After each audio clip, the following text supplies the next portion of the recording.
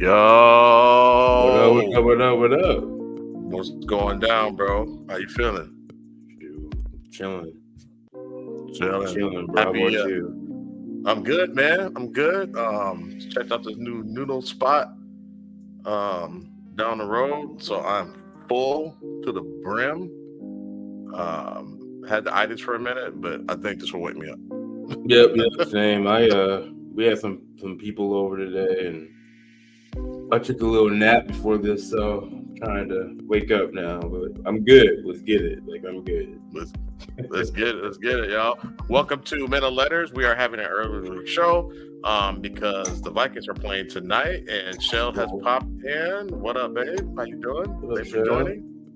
Vikings play at 7:30 today, so Vikings over everything. We only get so many weeks to watch them a year, so we're going to enjoy them when we can. So we got Darren in the building. If I get a chance to watch it, I'm listening. My man, thanks for pulling up, bro. All right. We appreciate it. So for those that y'all don't know, we are the Men of Letters. I'm Shad. I am Kobe. And we are here to get real creepy. Kobe, can you let them know what the Men of Letters is all about? Men of Letters is about the paranormal, the conspiracies, everything, that creeps at night. That's what we're into. Anything creepy, like we said last week. So that's what we like to cover. If you don't know it, we're brothers. We're happy and we're sane and we're colored. Give me a high. Five. I think it's like a little delay between us. We'll figure that out one day. I think I'm a little behind you or something. Yeah. It's with every show, so it's all good. Yeah. Look at Derek. I'm looking at What up? He a whole grown ass man. Yep. So we got a interesting show for you today. We're going to talk about Lake Lanier. Am I pronouncing that right? Lanier in Georgia. Yep. In Georgia. Now, is this near Atlanta? That's a good question. I'm not quite sure. I don't think it's near Atlanta though. But I know it's in Georgia. I know it used to be before the lake. It was a black community that was basically flooded out. There's a whole black town there. They flooded out a whole town, graves, all that. So, and even up to this day, it's I think I saw there's 10 deaths a year around Lake Lanier. So, it's basically the lake that swallows people up, and they're not sure if it's cursed, or what it might be, but people who go there, the U.S. Army, they've estimated more than 500 people have died at that lake since the dam was built in the 1950s. Jeez, 500. Doggone, at least. Yeah. Oh no, I'm saying estimated more than 500. More. Okay. Yep. Okay, bet. That's crazy, man. This is real deal. Now, I was talking to Skinny Man about this just a little bit ago, and Shell. Yep. Was this in that show? Do you remember? Was this in Lovecraft at all? Did they mention this in Lovecraft? I know something did. Some Hollywood show did. I don't think so. I don't remember. So if anybody's in the comments, I don't think so. Okay. I'm trying to figure out. That's a good question. I'm trying to figure out how close it is. I think it's a 30-minute drive from Atlanta to Lake Lanier. From the A. Oh, so it's in the metro area then. Yeah. So okay. Hopefully someone in Atlanta can get in the comments and clear that up. I'm not quite sure, but according to what I'm looking at, I think it's somewhat near Atlanta. So, but I don't remember the name of the town that was there before they flooded it. I think the video goes over it though. Yeah, it was like Gregsville or somethingville. It's like a nameville type deal. Let's see here. I don't remember. She said I don't remember. I never finished Lovecraft. Okay. I swear they did. It was on something. Were they? When I thought they were in Chicago and Lovecraft. I know they kind of go. They went everywhere because they traveled. Cause remember, they were because he would write the green book, like he put stuff in the green book for safe places for Black people to travel. So that's what his uncle was doing. So that's why they were on the road trip and traveling and doing all that stuff. So because that's where they're running the sundown towns and all that stuff. You guys don't know what a sundown town is. That is a town where Black people need to get out before sundown, or you could possibly get lynched, or lynched, So and they ran. Sorry, I keep cutting you off. Go ahead, bro. No, go for it. It's a little delayed. Go for it. I was gonna say, and I believe to the day there were in certain areas of our country there's sundown towns for Black people. Absolutely. So absolutely, it's crazy how that's still a thing. Yeah. Okay. So Skinny Man found it. It's Oscarville. Yeah. Georgia. Okay. Thank you. Appreciate it. Look at Mark doing two things at once. I know he watching that Lions Green Bay game as well. So we're interested in the outcome of that. Ooh, both of those. Yeah. We're interested in the outcome of that to see what happens. So, but before we go, before we get into the Lake Lanier deal, but since you are an avid Vikings fan, such as I don't know when that sports show's ever coming back. Who are you predicting? Who are you predicting for the Vikings? I would hopefully the Vikings pull it off. If we don't, we're in a bad slide. I think as far as our team goes. Another 2016, we went 8-8. So if they don't win tonight, I think we're gonna be in that slide. Basically, we're not. I think our offense has been very stagnant. So we'll see, man. Yeah. I'm gonna go out on the limb here. I think the Colts might win it, man. Yeah, the Colts might win it. They're playing Flacco, so yeah, they're playing Flacco, and they don't have a lot of film on Flacco right now with the Colts. Yeah. So when the Vikings run up against a backup quarterback, they have a lot of film on them, and it's Flacco, they get carved up. Yeah, we get cooked up. So yeah. I'm gonna go with my Vikings, but yeah. Okay. All right. You're going with your heart. Yeah. I could dig it. All right, I don't know, man. So like Darion said, sundown town. Yeah, Darion, we got a few out here in the metro area. Dang well we got somebody. Yeah, I was gonna ask if there's sundown towns in Texas. Oh yeah, absolutely. Yeah. That's what Lovecraft Country is like. As much as that paranormal, the monsters, the magic, they had to worry about racist white people. So it's kind of like it begs the question: what's more, scary? The racist people outside, or the ghosts inside your home? Yeah, that's what I liked about that show. I totally agree. They did that very well. I'm surprised they didn't make another season. I'm really shocked that they didn't get greenlit. Because one of you cousins over there, or Wesley, someone could talk to Wesley. What happened, man? Like, we want to know. Yeah, we love that show. Everyone loved that show. Everybody did, especially like you said, with the dichotomy between the paranormal and the racism. Like they couldn't win. Right, they weren't winning.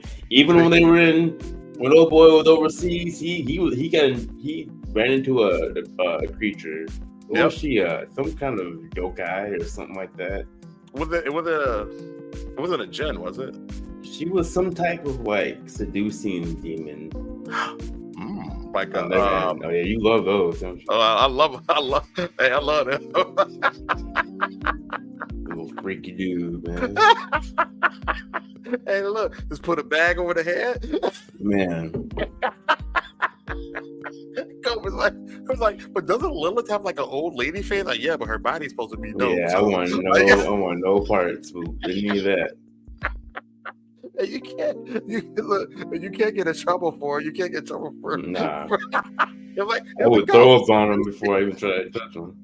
Nah, demon women. Nah, I'm cool. Demon for JJ. Nah.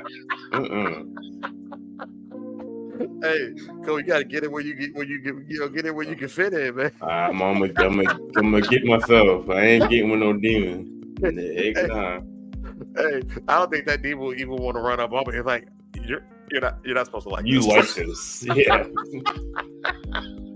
This dude's tripping. They're gonna go back to the demon world, and this dude's over here, man. Don't mess with him. They try to get away. No, nigga, you ain't going nowhere. Level 9,000. Nah, he's into it.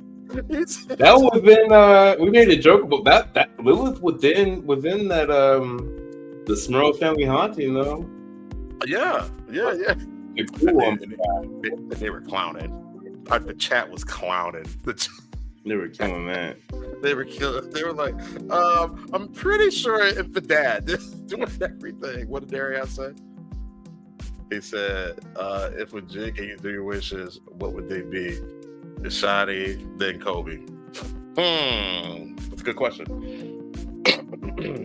I would wish for okay. Question. Do your wishes have a side effect? That's the first wish I would make. I nullify all side effects. My wish. Nullify. Okay. Yeah, okay. that's my first wish. That's a good wish. I'm gonna steal that. Okay, cool. So we got the same first wish. Nullify all side effects. Okay. He said they do. He said, and we only really okay, get so 2 wishes. all side effects. Yeah. I only do. So I need to know what's the next. My cup? This is coffee. Yeah. It's coffee. Okay. A little bit of E and J in it. you gotta lead with that. He said, okay, but if it's non-negotiable, if you can wish to notify all of the side effects. Yeah, you can wish for the non-negotiable. Like there is no non-negotiables. Right. So maybe that's wish number 2. Yeah. And then after that, I know you want me to wish for world peace. I know you want me to wish for all kinds of money and all that stuff. But give me all the powers of Prime Superman. I want the power of the cosmos. Yeah, I want to be able to control whatever I want to control, basically. Ooh, you want reality warping? Yeah. Ooh, I don't know if I can take you. I don't know. Superman has trouble with that, man. Now, I don't mean Superboy Prime. I mean, like, let's say Prime Superman, like the one that like has all. Yeah, brought back the planet, brought back Lois Lane with powers. Yeah, I know you're talking about. Yeah, that guy. Man, 10,000 or 10 million or something like that. Yeah, that like guy. He lived in the sun for like a few months just to like, I don't know. Just because he could. He could regenerate. Yeah. I need. Weird. Yeah, I need to be that guy. Not to depower Superman that they show in like Justice League and the Superman animated show. Hell, you could even say something with movies. Not Justice League though. Justice League the movie. The only movie that did him right was Zack Snyder's Justice League. Wait, the Snyder cut?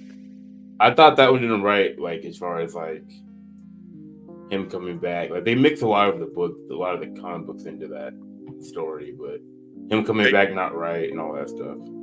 They did. I agree.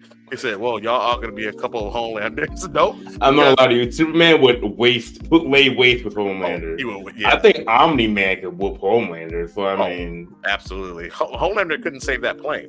No, yeah, way too weak. Yeah, he's way too weak. So Superman would have saved that plane with ease. One hand tied behind his back. Yeah. One hand tied behind his back. Hey, drinking whatever's in that cup at the same time. Yeah, I know this isn't a comic book stream, but you have to read the one where they're testing Superman's strength. Mm-hmm. And he's in like this machine with no sunlight on him. You know, the sunlight makes him stronger. Yep. And he's benching basically. They're making him bench this machine.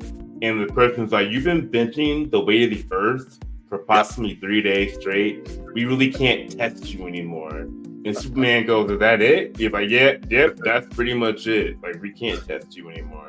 That's how strong he is. That's how strong he is. Yeah. I remember that. It was this big giant contraption machine that he was just putting in work. Oof. Yeah. Oof. Yep.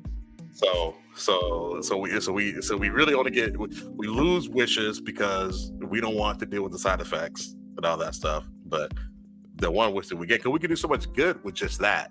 I mean, yeah, I might be a Justice Lord Superman though. Like, I'm taking all the missiles, all the weapons, and all that. That's gone. No more wars. That's it. So you're might be like an Injustice. You're Injustice Superman. Right. Jeez, dude. What did he say? He said, okay, then the next test is he do the running man with He do the kryptonite. running man with kryptonite in his That's pocket. silly. Yeah, I wonder. I don't want Superman. I want like just I don't know. Like I guess who's the dude in Watchmen? I want his powers without the blue nakedness, basically. Oh yeah. I know you're talking about. Yeah, Dr. Manhattan. He was a problem in Dooms. Was it Doomsday or Dooms or like? Cause he changed the whole reality. He changed like the different what is it called, bro? From 52 to Injustice, or whatever. He did. I can't remember what he changed it to because it was after the gods, right? Yeah. Just the gods. Yeah. So I can't remember, but yeah, he changed the reality from 52 to whatever it is now because it's not 52 anymore. It's not 52, and it was like there was that when we were reading after 52, the new 52. He was part of that situation. Yeah. And then it went into like dark metal and all that stuff. But I you lose me on that. I mean, I tried to watch some stuff on that, and it just got weird.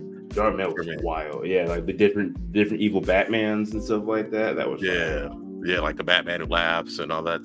Dr. Manhattan was beyond the threat. Yeah, they couldn't do none. That was the dopest comic book ever. They could do nothing with Dr. Manhattan. No, he could do whatever he wanted to do.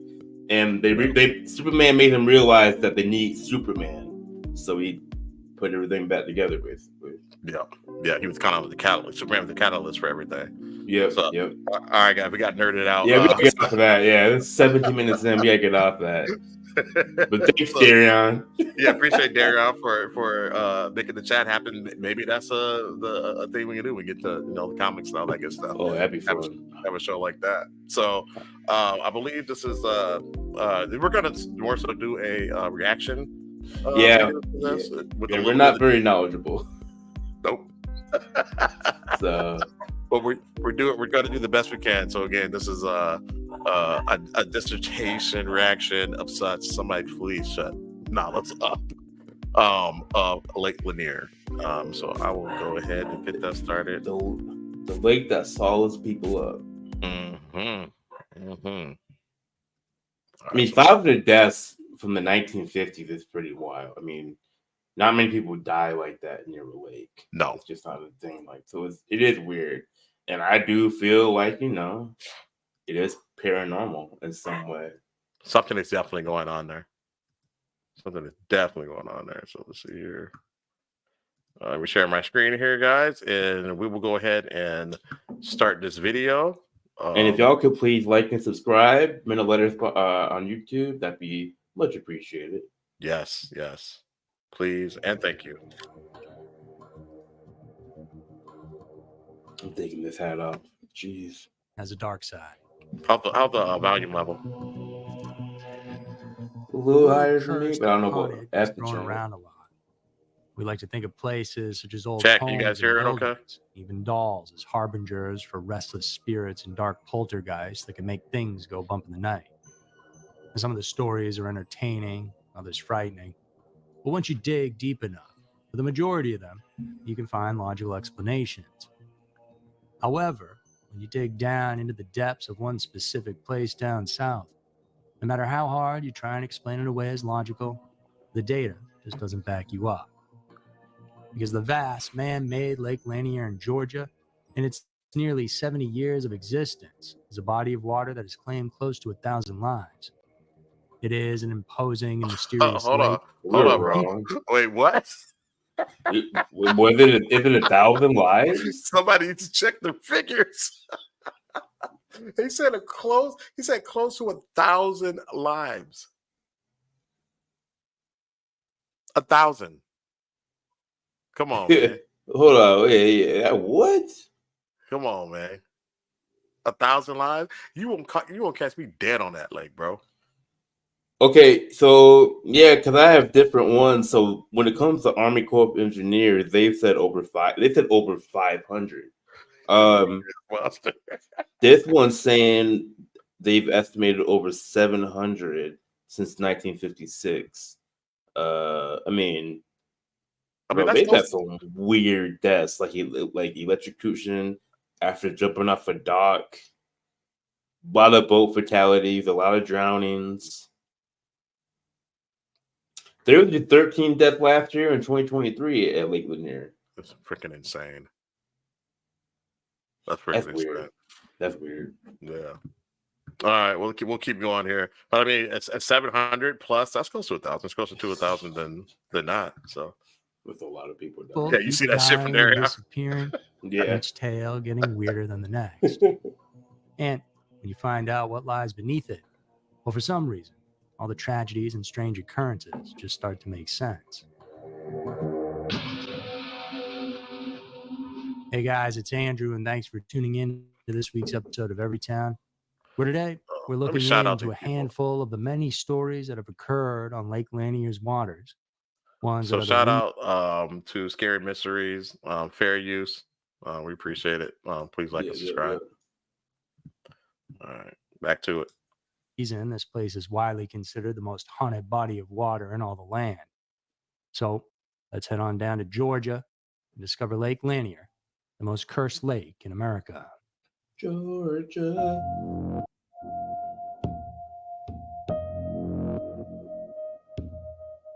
Wait 26 minutes, that's good. It's not a long video. Yeah, it's not bad. Located about an hour's drive north of Atlanta. Okay, an area of more than 500 square miles. It's in the metro area. Shoreline that stretches for more than 1,000 miles. Lake Lanier has an interesting past.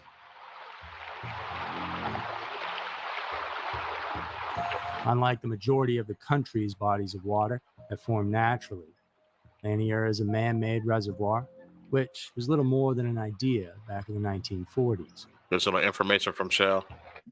Up until that time, the region where the water sits now was a complex of lush and fertile lands where wildlife thrived and numerous rural communities with names like Castleberry Bottom and Oscarville flourished. But I'll read it for those who are just listening. Farmlands were home to hundreds of hit that pop button for him too. Yeah. So those who are just listening, Lake Lanier has a history of fatal accidents with over 700 deaths since it opened in 1956. The lake is considered one of the deadliest in the United States. And that came over from Shell. Thank you. And my Minnesota people, Minnesota, Wisconsin, isn't the river? What's that river that's in between the two states? Shoot. The Minnesota River? I'll look into it. There's a lot of deaths in that river. A lot of people, people I've known personally have passed away in that river. I'll look it up while we go through the show. Yeah. Okay. Shell said this is according to Google. Darian says Lake Calhoun. No, it's a river. It's a river. Okay. Yeah. Lake Calhoun is dangerous. Like we've had a lot of deaths. I didn't know about Lake Calhoun though. Huh. I think there's a ghost over there when you walk those trails over by Lake Calhoun. We'll get into that. St. Croix River. St. Croix River. Okay. Yeah. Okay. But a river makes sense. A lake, not so much. Not so much. You're right. Yeah. I'll keep going here. More black would occupy the region there for generations.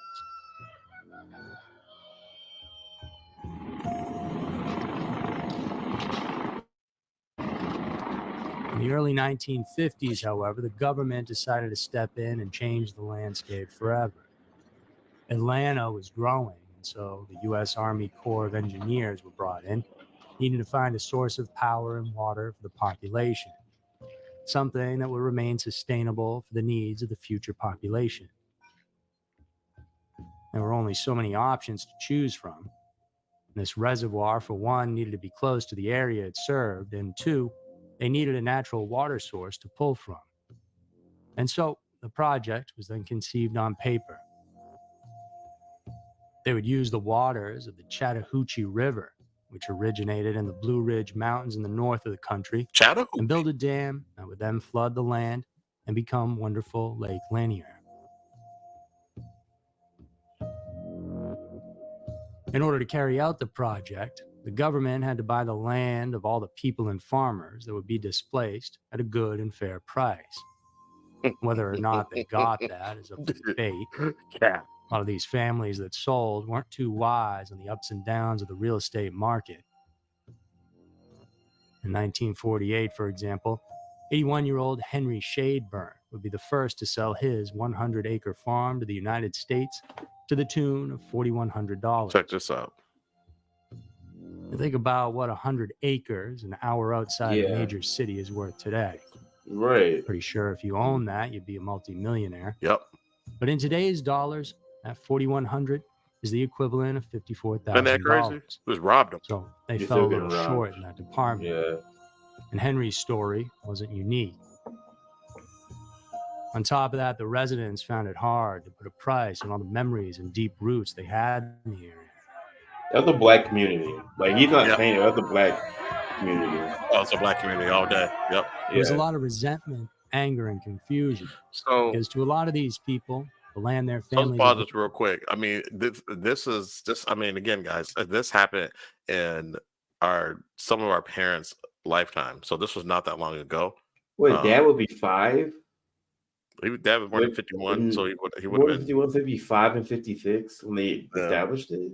Yeah. That's crazy. Yeah, so that's in his lifetimes, and so again, this is not that long ago. Also, if you want to put it in modern terms, as they say, the straighter the freeway, the blacker the neighborhood. so they like AKA 94. There you go. If you're from Minnesota, you know 94 went right through a black community. That's why they have Rondo Days. Yeah, that's why they have Rondo Days. Yeah. So, and it still happens to this day. Yep. So I'll keep going with this. Growing up on was priceless. But the government has its way of getting people to do things they don't want to. It would take another 7 years or so, but eventually by 1956, some 700 families had sold a total of 56,000 acres of land to the government. Insane.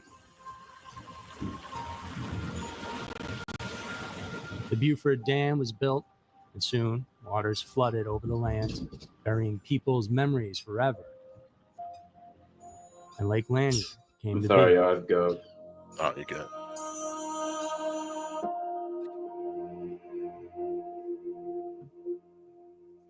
And I don't know if he gets into it though, but there's this law called something domain. I can't remember it. Somebody in the chat, you know it better. If you know what I'm talking about, please put it in there. But it's something domain. So it means that the government can offer you X amount of dollars for your land, and if you refuse to take it, after a while they can just take it. Yeah.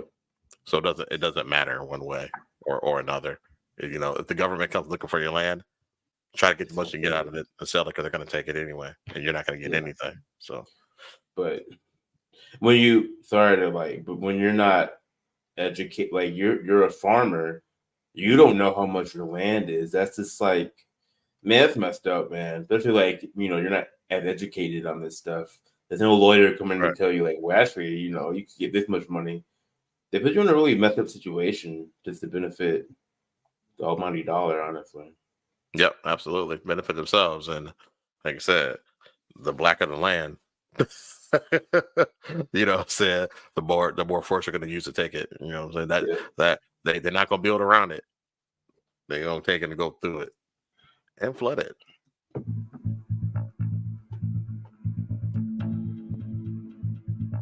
And today, at first glance, most people don't think about the past, as Lake Lanier presents a beautiful and imposing spectacle to virtually every one of the hundreds of thousands of people who visit it each year. However, little exploration beneath the surface reveals a much more disturbing picture. In order to prepare the land that would become the lake, the Army Corps of Engineers undertook the task of removing and demolishing anything that could become a hazard to future boaters and swimmers.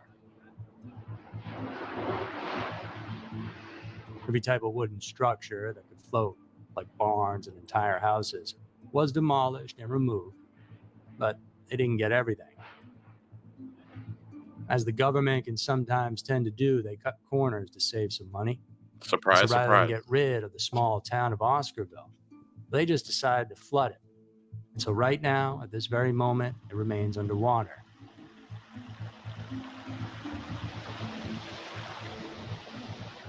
Many homes, 6 churches, and approximately 20 cemeteries were just left alone. That's messed up. Yeah. At first, they got away with this, but over time, people began to notice. And in a classic sort of do first and ask permission later, eventually the U.S. Army Corps of Engineers came back and removed numerous marked graves and relocated them to safe areas. Or so they said. But they admit they may have left some behind. On top of that, they were just talking about the actual gravestones being moved. The bodies buried there, hundreds of them, are still under the water. I did not know that. Yeah. I thought they moved the bodies too. They just moved the gravestones? They moved the gravestones. They didn't move the bodies. That's a problem. I wouldn't. So I would never get in that lake. Nope. If you knew, no. Nope. Nope. No thanks. All right, continuing on. And so this is why many people consider this lake haunted. You think? The frequent sightings of strange figures in the water, unexplained accidents, cars losing control, boats crashing into non-existent obstacles, many other incidents are the work of restless spirits trapped beneath the lake. And whether you believe in spirits and hauntings or not, there's no denying that this lake is one of the most deadly bodies of water in the United States. In its entire history, there have been over 700 deaths here, which, compared to the national average, is well above what would be considered normal and just accidents.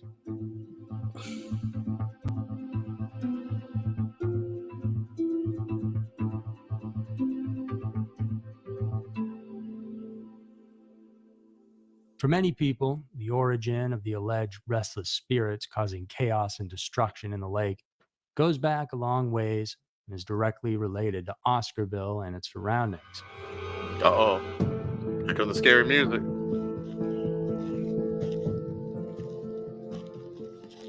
1912, an 18-year-old girl named Mae Crow was found in the woods. The girl had been attacked, hit on the head with a rock, and assaulted. Oh, this is messed up. The episode, already dark, took a turn for the worse when the only 5 black teenagers in the area were accused of the attack and then tried by an all-white jury. A jury of your peers, huh? No conclusive evidence was ever found that the boys had committed the attack, but that didn't stop the anger and impulsiveness of the community. Be very afraid. Young Rob Edwards was lynched in the town square almost immediately. It's reported that Ernest Knox, a 16-year-old boy among the accused, confessed to the crimes after being threatened by the community during a sort of mock hanging, receiving threats that he would be hanged if he didn't confess. Lake Lanier's dark reputation has only grown over time since then. In addition to just burying an entire town in water, as mentioned, Lake Lanier has claimed many lives. Yeah, before that. But in more recent times, that number has only increased year over year. Between 1994 and October of 2020 alone, now I'm going down the rabbit hole. I need to know what happened. What has happened? Yeah, either by drowning or boating accidents. It's deeper than rap. And what is best described as a crossroads between supernatural and real events, there's something strange happening at this place. Buck Buchanan understands this all too well. Lifelong diving enthusiast, he told local media in 2017 that on more than one occasion, he felt what he could only identify as human body parts. What? He said, what?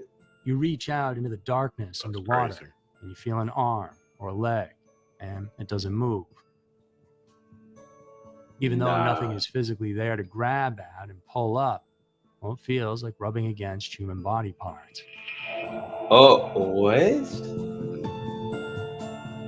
That's crazy. What would you do, bro?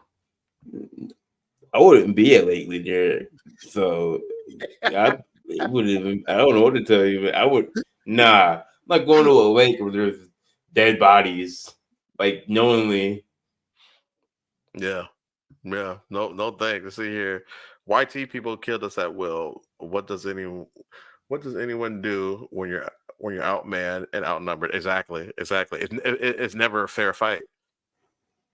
It's never a fair fight. There was some. They don't tell us this, but there were some folks, some black folks, that they didn't play that. So there was Nat Turner. if some Black Seminoles they didn't go for that. So yeah, I mean, and Lady Bird Lake. What's Lady Bird Lake? Where's that? Yeah, there's some. Yeah, the Black Seminoles, and like I said, was it Nat Turner? I think it was Nat Turner. Oh yeah, a lot of, and not just like there's a lot of Black people who they don't talk about that. Yeah, that was this, like that. And it's weird that you lynch people from the town square. And I'm not getting into that too much. Why would you want to watch a lynching like that? That's weird. With that in that town, I don't know if they get into it in this video, but in that town there was a point where they hung some people. They did some lynching and hanging, and they had picnics while the body watching. parts, I heard too. Yeah. So they took some of the body parts as well. Yeah. Why'd you want somebody's body part? Lady Bird is here in Texas. Oh, I'm gonna check that out. I'm not in person, but that's the story. Yeah, it's crazy, man. It's barbaric. All right, we'll keep pushing, y'all.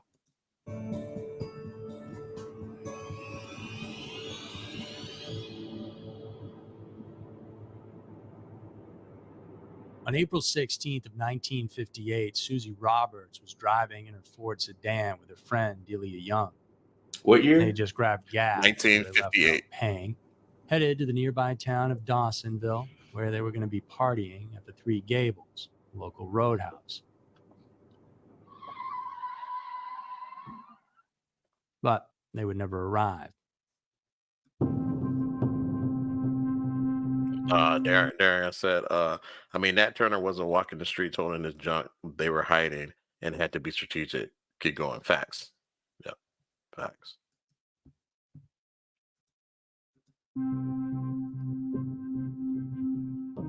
For reasons unknown, Susie lost control of her car somewhere in the middle of the Jerry Jackson Bridge. The car then plunged into the depths of the lake and sank forever, or at least for a very, very long time. 18 months later, very close to that bridge, a local fisherman encountered an unpleasant sight. There was a body in an advanced state of decomposition floating along the surface. Medical examiners were unable to identify the individual. Swollen and deformed from months of exposure to the elements and water, the body was missing 2 toes from the left foot and both hands. Why? Devoured by the slow bites and actions of the lake's fish, perhaps, or lost in the grotesque attack that caused her death. There's no way to really know. Either way, by this time, most locals were convinced that this body could only belong to Delia Young. The reason they knew it was her was because dozens of motorists on State Route 53 had seen Delia after her disappearance, or more specifically, the spirit she had become after her death. Before she was ever found in those waters, witnesses spoke of a ghostly apparition, hands missing and appearing lost, almost as if searching for a path that no one could show her. This figure was wearing a blue dress, the same one Delia was wearing the night she went missing. Over time, her story has become legend in the area. To this day, people still come forward every now and again with stories of seeing the Lady of the Lake. And as it turns out, they were right about the body belonging to Delia. By 1990, the old Jerry Jackson Bridge was in need of repair, so part of the bottom was dredged to repair and strengthen the structure's foundations and build an extension. At that time, the corroded remains of a Ford vehicle were found half buried among the sediment along the bottom. Susie Roberts' bones were still in the driver's seat, and dental records helped identify her. That's crazy. Beyond just the sheer number of deaths that have occurred here, many of the circumstances surrounding these incidents just don't sit right. And so more of the story is you can't even cross the waters on a bridge. So her car was in the water? Yeah, so see, they hit something unseen and the car went into the water. They were on a bridge. How, They how weren't long even. did it take him to find the car? It happened in 1958. They found it in 1990. Damn. Yeah, crazy. So you can't even drive over this mofo. Yeah, That's just weird. yeah. This is a weird story. Yeah. I'm not able to keep up with it. Bro, I need to keep watching. keep watching. They seem to go beyond just tragic accidents. In bodies of water, oftentimes there will be markers for where there are protruding objects like rocks that boaters should take caution around. But here on Lanier, there have been multiple cases of boats colliding with objects that, upon closer inspection of the water, show that nothing is below them. Nothing was there, yeah. Mhm. Sudden swells are known to come out of nowhere and capsize smaller vessels like kayaks. There's also numerous cases of swimmers drowning or disappearing near the shore, despite all evidence that they were strong, capable people. Some survivors of what could have been a terrifying end have claimed to have been out swimming when suddenly they get grabbed and dragged into the depths by a pair of hands that held them tightly, pulling them into the darkness below before they were able to fight their way out and luckily escape.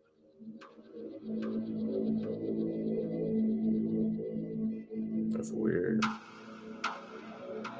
What is that? Be right back. On June 16th of 2012, Lake Lanier drew media attention after the tragic death of Jake and Griffin Prince, ages 9 and 13 respectively.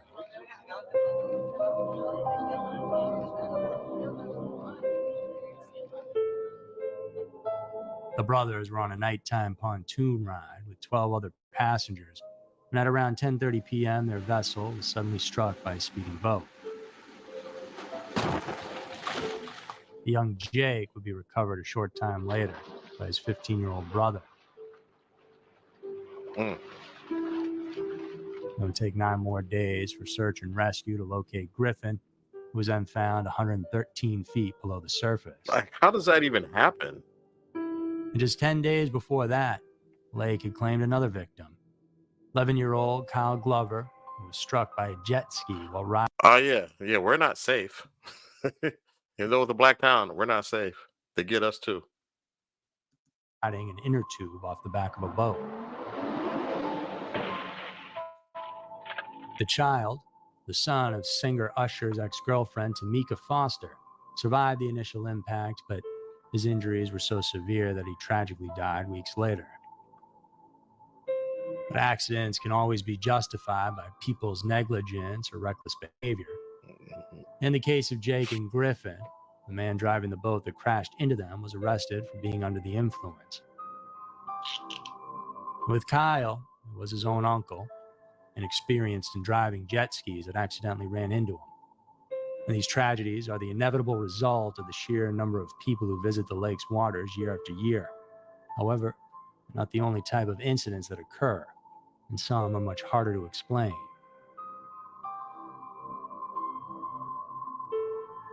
On January 5th of 2015, around 3 in the morning, 25-year-old... Well, there I said, seems like this story is one-sided, but that's all the side available. Yeah, some of it. Like, I mean, these kind of come off as accidents. Especially the one where the uncle hit his nephew.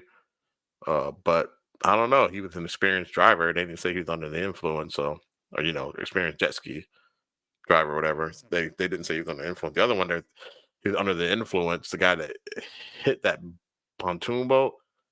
But man, like, how are they not able to recover the bodies quick enough? I'm about to say, like, if you ever been on a lake, everybody's drinking on a lake. Like, right. A lot of people are the influence who drive their boat.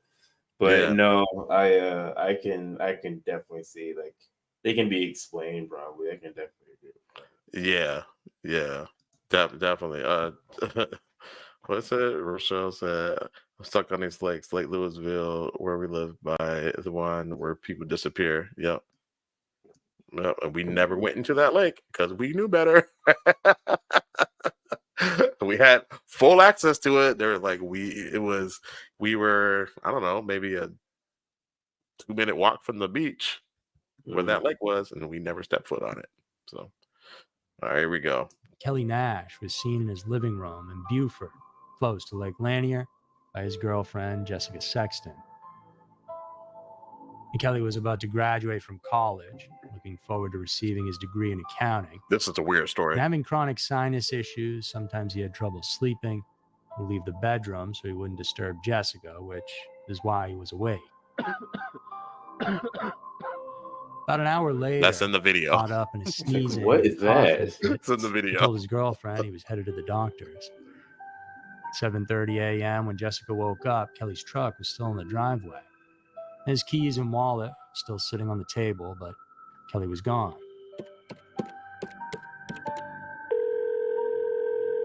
Concerned, family members called the authorities. The search was exhaustive, but yielded no major results until about a month later. Nash's body, unrecognizable due to its advanced state of decomposition, was found floating in Lake Lanier by a fisherman. His body showed no obvious signs of violence, although upon the coroner's examination, there was an unmistakable gunshot wound to the head, though his cause of death was drowning.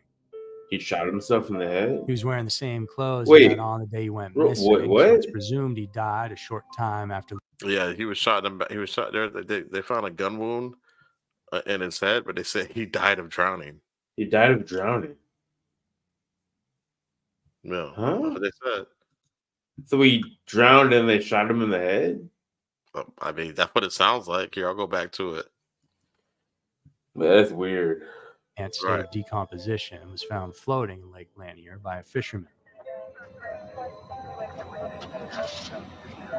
His body showed no obvious signs of violence, although upon the coroner's examination, there was an unmistakable gunshot wound to the head, though his cause of death was drowning.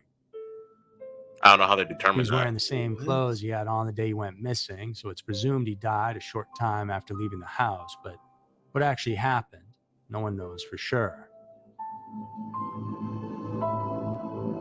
Like Darion said, it is one-sided. We're not getting the full context of the story. Right. That's weird, though. Another very similar case was the disappearance of 16-year-old Hannah Truelove, a senior at Gainesville High School, who vanished from an apartment complex in the outskirts of Lake Lanier on the morning of August 24th of 2012.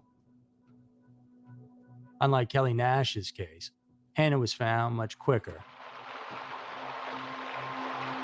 The next morning, a man thought he saw a mannequin down at the bottom of a stream just a stone's throw away from the lake, but it was an actual person. Damn. It was Hannah's lifeless body. She'd been stabbed multiple times. Shortly before her death and prior disappearance, Hannah had been acting unusual. And she had posted several tweets expressing her urgent need to escape from the apartment complex where she lived.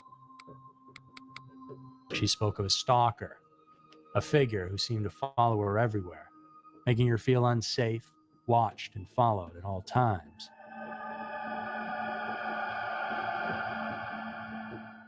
Presented with this, investigators talked to her family and neighbors, but no one had reported seeing anything unusual or somebody following the teen. As a result, her case remains open to this day, but is a complete mystery as to who killed her and why. That's wild. Yeah. On September 2nd of 2023, the waters of Lake Lanier claimed yet another life. Oh, that's recent. Gabriel Alexander, young 23-year-old, met his tragic fate after slipping from a dock into the cold, unforgiving water. And he disappeared, and rescuers found his body 17 feet below. And this tragedy followed closely on the heels of another drowning just a few weeks prior, where 24-year-old Edgar Martinez jumped in the waters from his family's dock.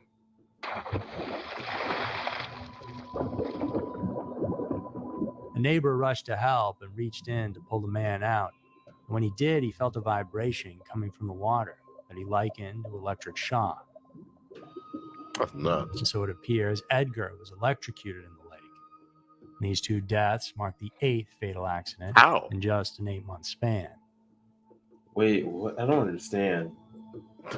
Well, stop it. Although it's a much lesser known episode, How did compared to many how the tragic electricity moments that have occurred. doesn't? I don't understand if someone dies. I don't get it.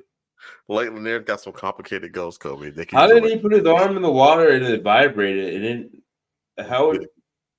Well, I want to know why he raced to get him out. If he jumped off the dock, if you jump off a dock, that means that you were. That's what I understand. So he jumped off the dock. He's like, "Oh, I gotta get you," and he's like, "Oh, the water's vibrating." Yeah, I don't know. Maybe he held him down instead. Maybe they're not telling his whole story. But They're yeah, I not don't know. telling the whole story. Yeah, I don't know how you get randomly electrocuted. And be the only person electrocuted.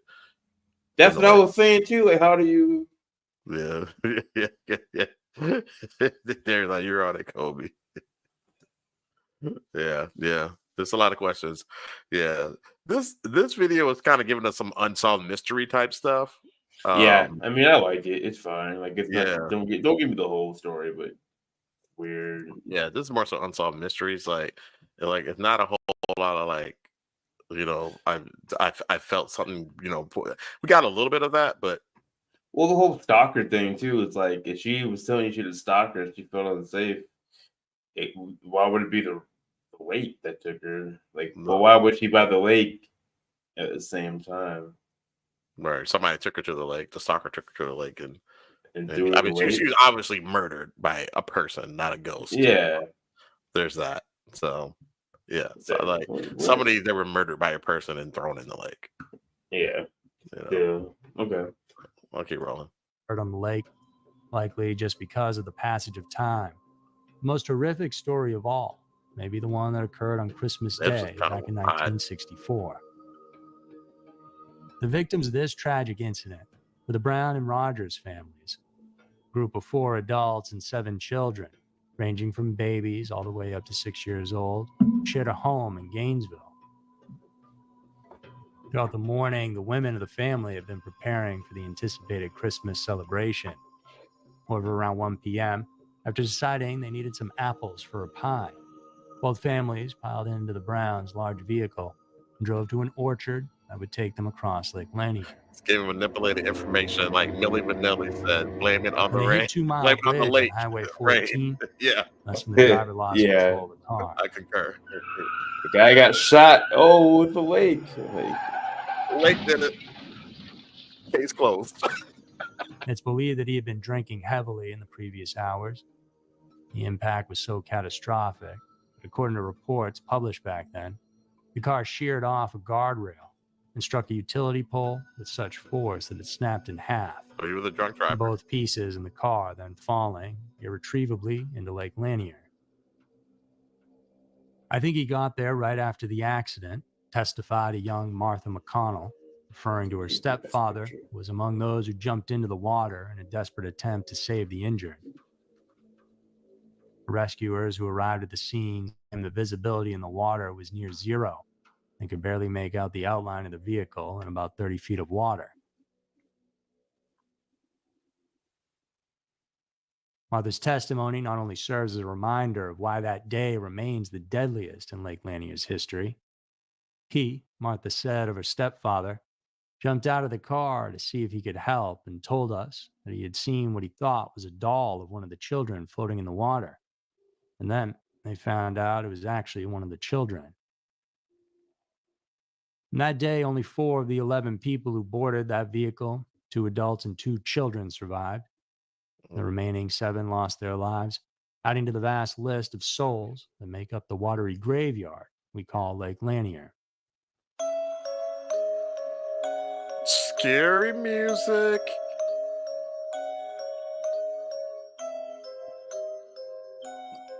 Well, some sources put the numbers of deaths and disappearances at Lanier at up to 3 times the average for U.S. lakes. Many people believe that these deaths are simply a result of this body of water being one of the most popular and visited in the country.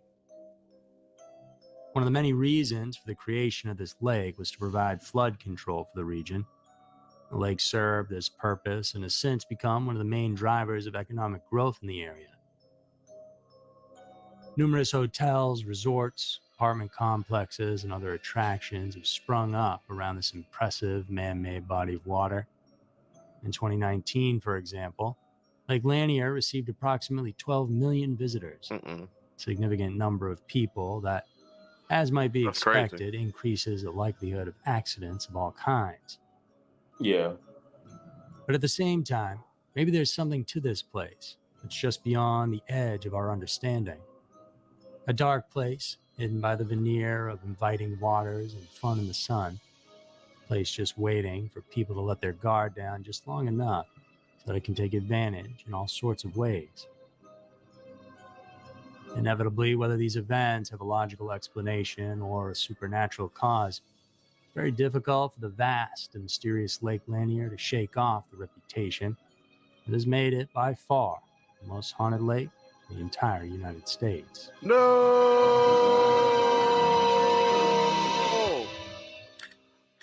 So that's it for this week's episode of Every 10. There you have it, y'all. There you have it. Lake Lanier, I believe that's how they were pronouncing it. Oh yeah, some of the stuff can be explained. That's interesting.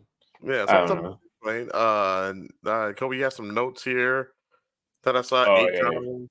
Can you break that down, like 2018 to 2022?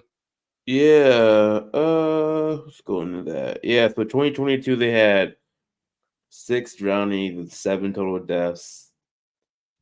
In 2021 they had 4 drownings and 9 total deaths. So they're averaging, because in 2020 they had 10, in 2019 they had 11, in 2018 they had 11. They're averaging around like 9 deaths a year, 9 to 10 deaths a year. The deadliest lake in the United States. Well, Darian said Lake Mafia and Lake Cartel. Perhaps. Isn't the Ozarks like this too? Like, why people die at that lake? I don't know, but in that show, they definitely did. Yeah, definitely got the body count up a little bit. That yeah, be really haunted by the time that show's over. Facts. Wait, it's over. Yeah. It's over. It is over. Yeah. Yeah. I mean, yeah. Hey, if you're in Georgia, don't go to Lake Lanier. Right? That's so hard to avoid. Yeah. Yeah. Do not. Don't cross it. Don't do anything. Apparently, because like you can't cross on the bridges. You can't do anything. So, and we're not safe. We're not safe just because we are Black people.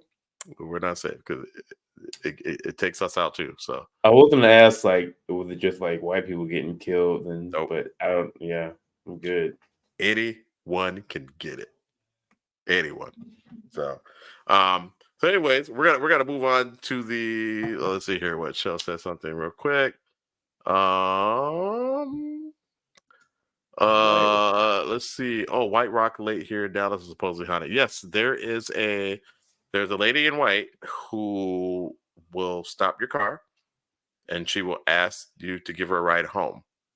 And she is the lady of White Rock Lake. And she'll take you to her home where she used to live, around the White Rock Lake. And when you get to the address, you look in the back and she's supposedly gone. So, and Darian said, "What's her at?" Of course. Kobe, did I lose you? You look paused. No, I'm looking for lakes in Minnesota. I've never really thought about haunted lakes. You know what I'm saying? Yeah. We only got 2 according to all them dang lakes. We only got 2. And Fountain Lake and Spirit Lake. Never heard of her. Never heard of them. All right. Well, we're gonna move on to the session that we like to call Cap or No Cap. Cap or No Cap. And we have a bunch of videos for you today. We're just gonna do 10. Let's see. Of course, Darren would say that. Of course, Darren is like me. Hey, look, you want to ride home? I got you. Now, I'm sure that this whole ride home thing that now, like people don't give strangers rides home anymore. You know what I'm saying? No. So it's probably not a thing anymore. But back in the day, people used to hitchhike and all that good stuff. So, and maybe it's somebody modern time, if she looked just distraught, maybe somebody would stop and help. But I don't think I wouldn't. I would call the cops for them. I'm not gonna. You're not getting Yeah. in my car. Though. Definitely not. Definitely not. Yeah. Especially like apparently she's wearing some dress or whatever, some white dress or something. So it probably looks dated. You know what I'm saying? So it's like I'm pretty sure that's a ghost. Said the ghost would call 911 on me. I don't know if she would know how long has 911 been around? Shoot, it had surely been to the 1950s, right? So. Yeah, it's gotta be. I think this lady was. I can't remember if it was 1940s or 1950s. So maybe it was around. Maybe. Silly. All right. So cap or no cap. So we show videos where you tell if it's cap or no cap. It's pretty simple. If you think it's fake, say it's cap. If you think it's not fake, you say no cap. So I'm kind of tripped out. I gotta do some more looking. There's that many lakes. There's 10,000 lakes in Minnesota. There should be more than just 2. It should be way more. We don't have a whole lot here in Dallas, so we got 2. Yeah. So you know what I'm saying. So Shell says, "Nah, forget that. We ain't picking up hitchhikers in this day and age. Absolutely not." Darian says, "I'm ready for cap or no cap. Let's get it. Let's get it." So we got the first one up. And we called this the Woman in White compilations. Oh, so it looks like it's more than one video. This is off of Instagram, so fair use on all of these videos that we show, rather they be Instagram or TikTok. I think all of these are Instagram. they're all IG. Yeah. So, all right, y'all, you guys tell us if this is cap or no cap. Let's get it.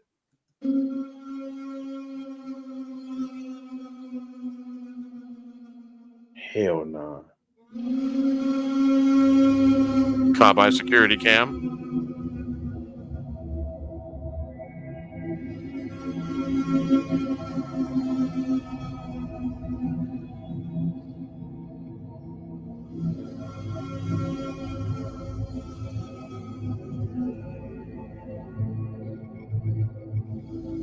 Ooh, shit.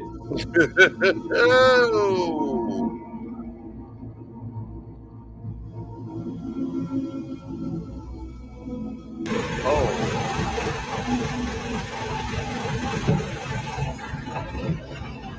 That's cap. That's just some old lady on the side of the road. Oh, are they sitting on the car? Yeah. That's kind of cool. They twerking on the car.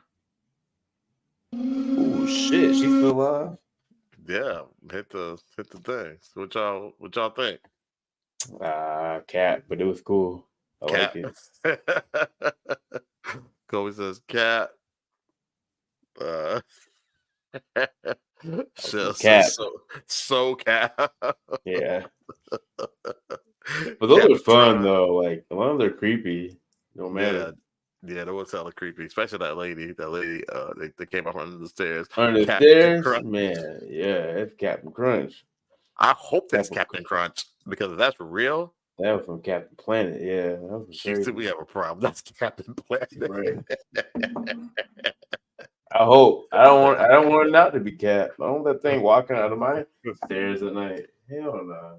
This nigga said Captain Planet. The power is yours. Yeah. No, sir. Oh god. All right. So here go the next one. I call this bedroom trauma, but they said it's called spooky moments on camera. So let's check it out. Oh, yeah, he should be a lot better. Rashad was betting him, I think, and so I did. Yeah. Probably very good. Have we seen this one? Yeah, it doesn't matter. I can't. Did it pull up? Pull it up. You can't see it? Oh, I'm tripping. Hold on. That's my fault. Hold on, guys.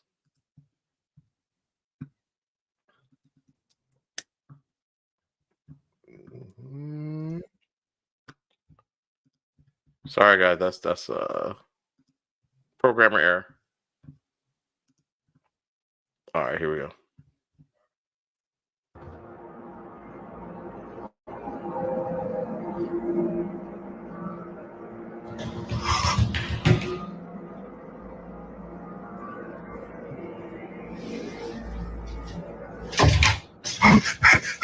Oh shit.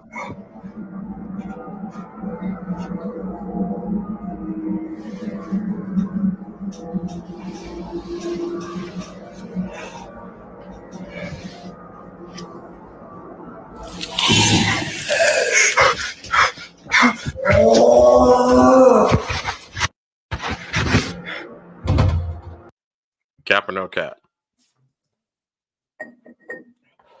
That's some Capricorn, but it's Capricorn right there. But hey, at least he got up out the bedroom. He got out. He said it's Capricorn. It's Capricorn season. Yeah, man, it's Capricorn season. Oh Lord, what's it? Phil said, like Marcus says, flag on the play. Call it Capricorn hilarious from Darion. So candy corn. Candy corn cat. God. Bottle cap. Bottle cap. But man, that thing, hey, get up out of there. You got up out of there though. I hope it's cap. I hope it's cat. Yeah. Because I don't want to snip like that. That's real, bro. I'm cool. It said nobody lays in a made up bed.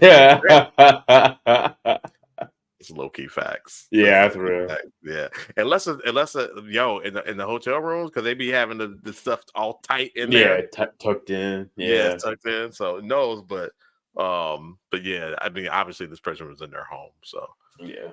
All right. So a room with nothing but them in the room. No drawer, no TV. No nothing. Yeah, man, come on, man.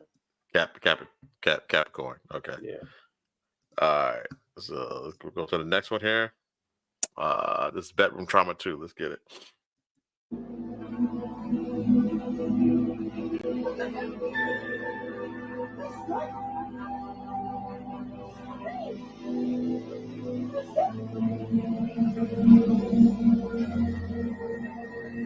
She getting the heck out of there.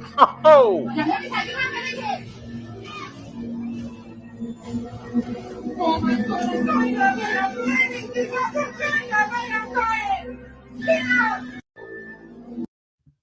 Cap or no cap?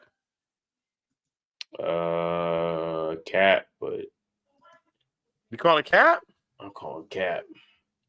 But good video. Why you say cat? Why you say cap? You ain't gonna throw stuff at something that got pulled with you and your baby. You're gonna walk off the room with you and your baby. You're not gonna try to fight the thing with your baby in your arm. And she was packing, trying to get out the house. Yeah, I would have got out the house with my baby.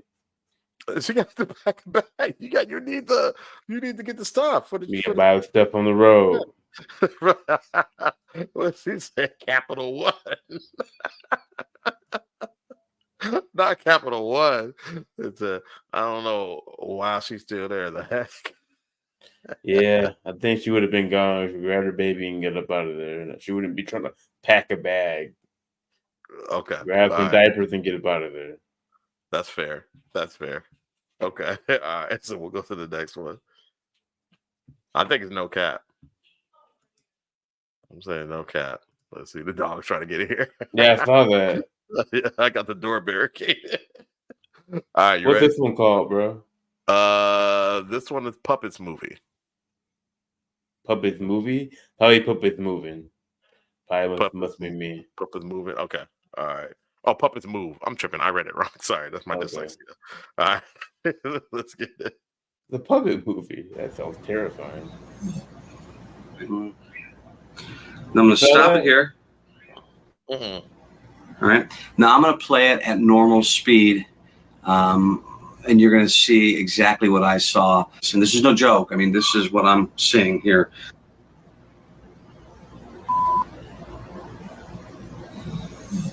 Oh.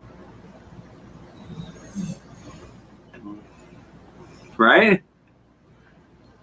I mean, Yeah, I don't know. Yeah, I'm not feeling. I really that. don't know explanation for what it was. Or let's watch it again. Nah. I've never been scared of the puppets until maybe this moment. Wow. And I don't know. Anyway, I have him. I took the puppet out of the case. Why? It's right down here. Let me grab him. This is him. Just a normal puppet. I know that can be a little creepy to some people, but you know, you moved by yourself. No, I didn't. Well, here's what I'm going to do. I'm going to let the camera run the next time I leave town, and I'm going to check it again. And if I see anything weird happening, I'm moving.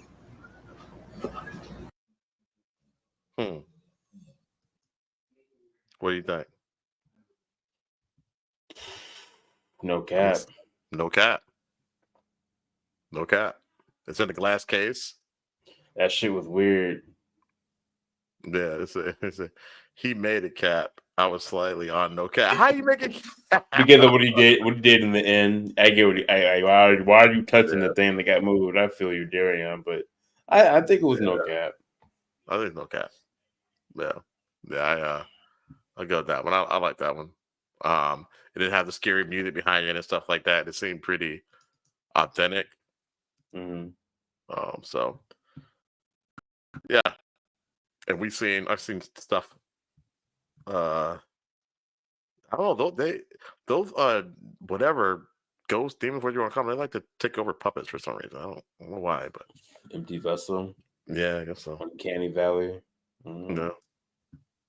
All right, so here's the next one. This is called The Clear Man. Ooh. Oh, Kobe knows something about this. All right, let's go. Let me unmute it.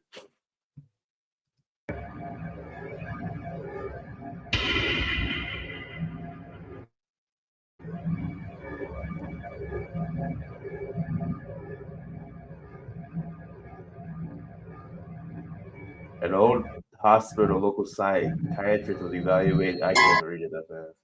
Say what, bro? I can't read it fast enough. Oh, they basically break down this like kids seeing stuff, and the psychiatrist is trying to figure out what they're seeing. Okay, bet.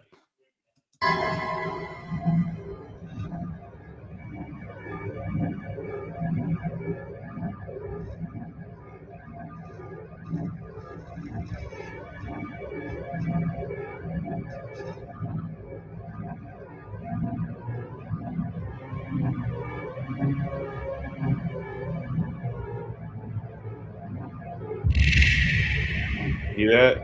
Yeah.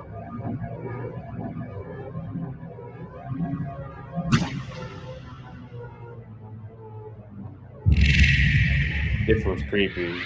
It's me hard to see those images. Oh God, that's creepy as shit. Sorry, I'm trying to cuss. My bad, yo. No, you're good. That is creepy as shit. Hell no. Semi-credible. The Clear Man. Ooh, shit. No cap. No cap. No cap. Hey, I'll be right back. I'll let y'all discuss. Yeah, that's no cap to me. Yeah, I see you. Pull them up here. Hey, trust your kids, man. If you got them and they're telling you they see stuff, probably real.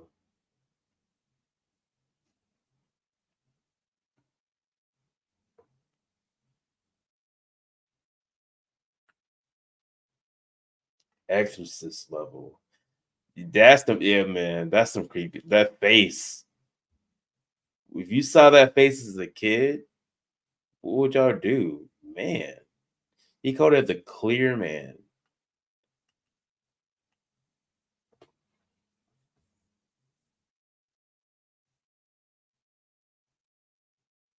That is wild.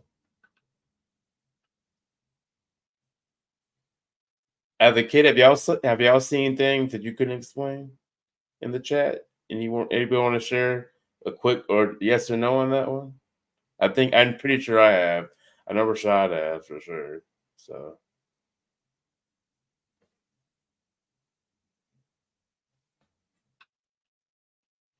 yeah, the old school pictures, but yeah, old Polaroids, creepy. And that hand is creepy. Oh, well, I was in the hood, so I don't think they could. So.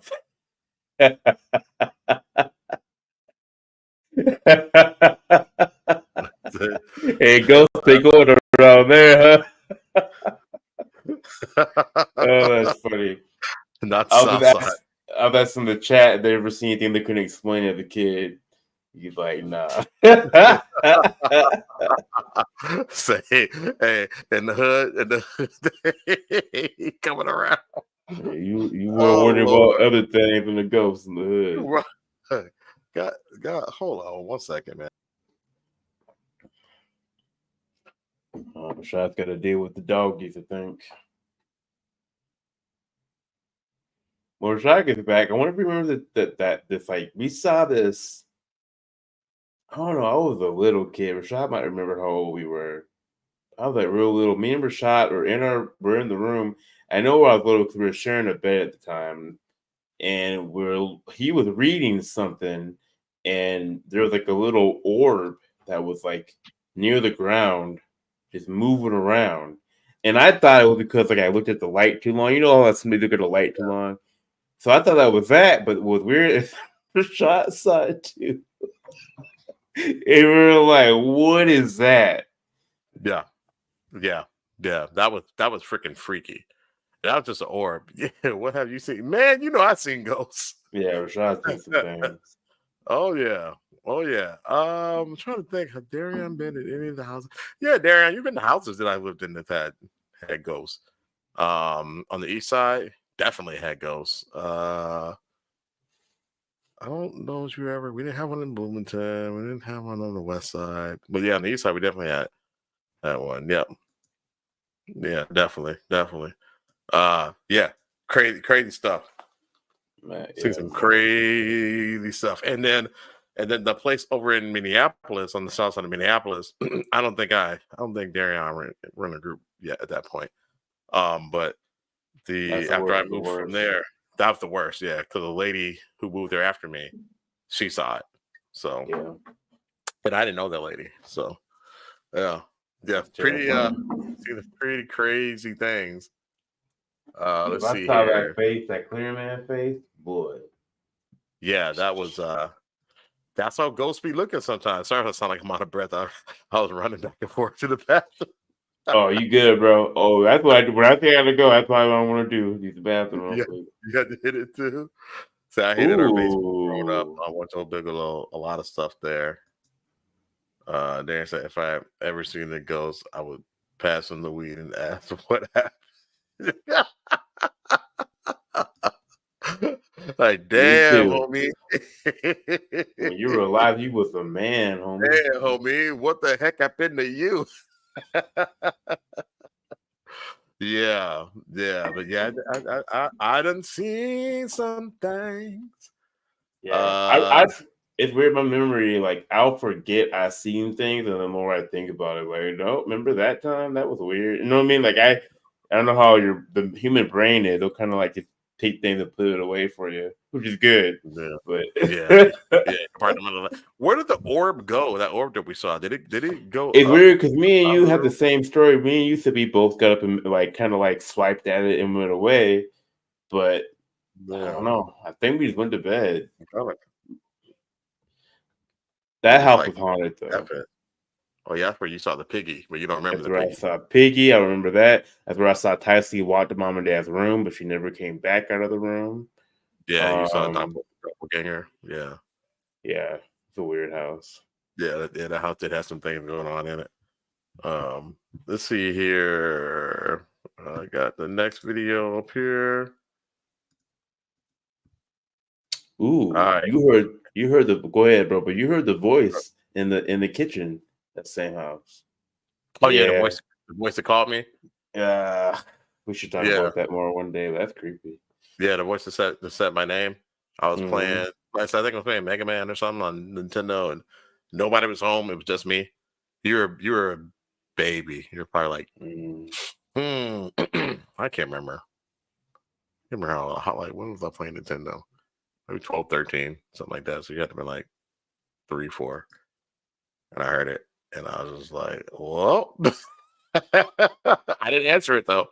I just kind of kept an eye in that area. So yeah, our brains are insane. I will never forget the place we live where I couldn't shake shot. Oh, I couldn't shake shot out. The head was and the floating. head was floating. Yeah, the demon head. Yeah, that shit was crazy. Yeah, that place in Southside Minneapolis was nuts. All right, here go the next one, y'all. What's this one called, bro? Looks like I'm never This one is called "There's Something Outside." Ooh, seen one before. I don't know. That's so creepy. Dude, I don't know. Does anybody? What's going on? That's an animal. Yeah, That's scary. It's moving. Deers walk on their hind legs. Hey, What a oh, raccoon looks like. shit. I've never seen one before. I don't know.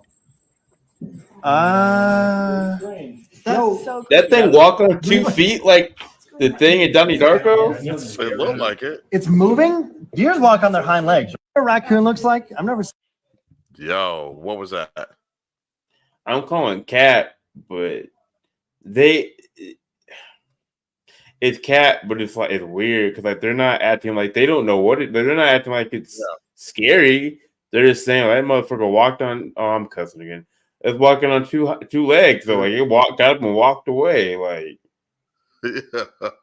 ain't no. Hey, pull that. It's not a cat. If your cat moves like that, I'm not going to your house anymore. Go down, bro. Was that chill?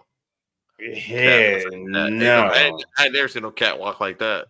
That was like Donnie Darko rabbit or something like that. And it was staring at them the entire time. I don't know. It was weird. Hell no.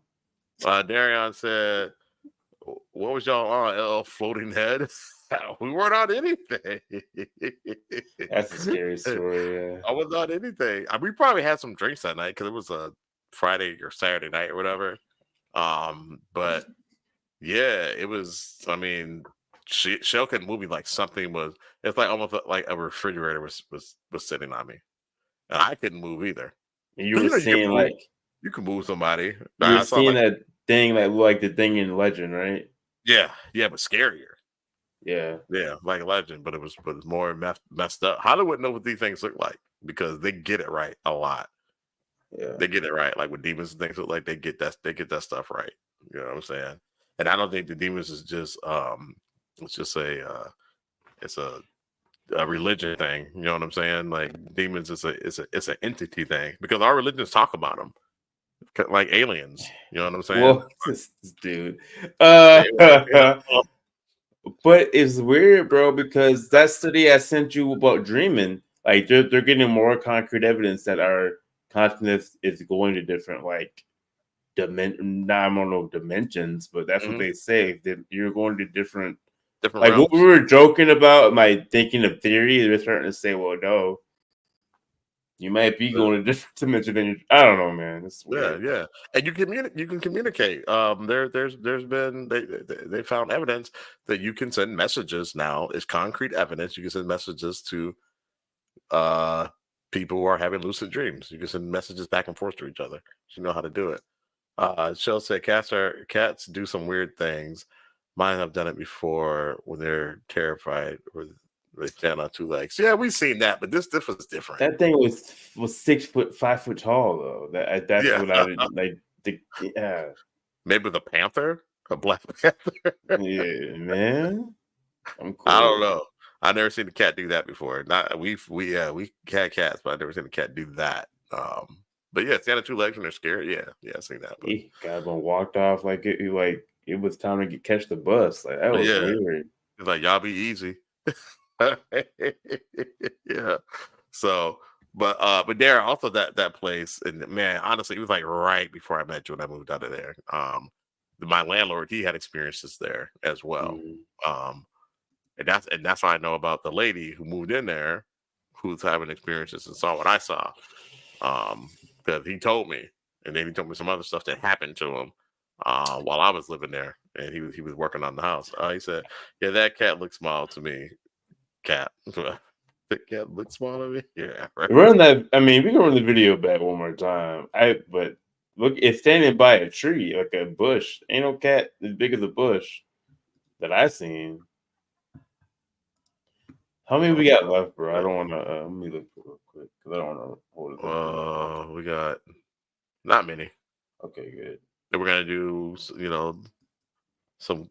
I don't know. We got a lot of videos, but it's not like bad stuff, boring stuff. Let's see here. Which one am I sharing? All right, here we go.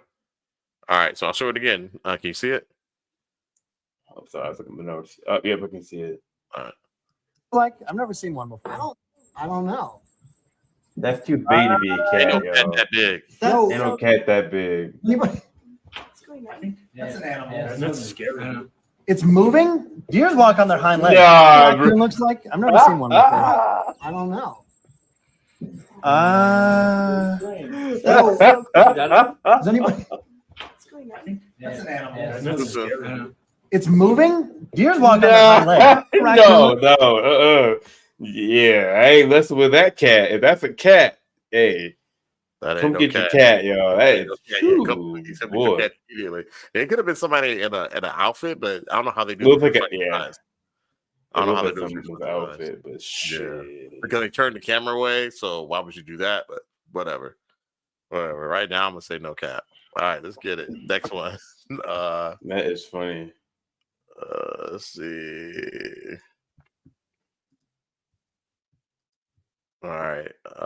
So this is called Mysterious Hominid Chases Car.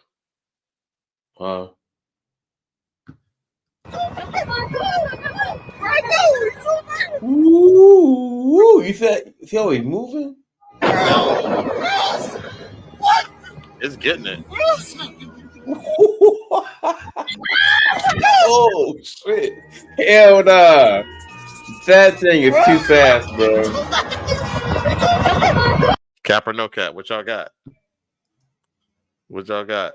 Not come on, get your cat. Hey, go get this cat. That's what she said.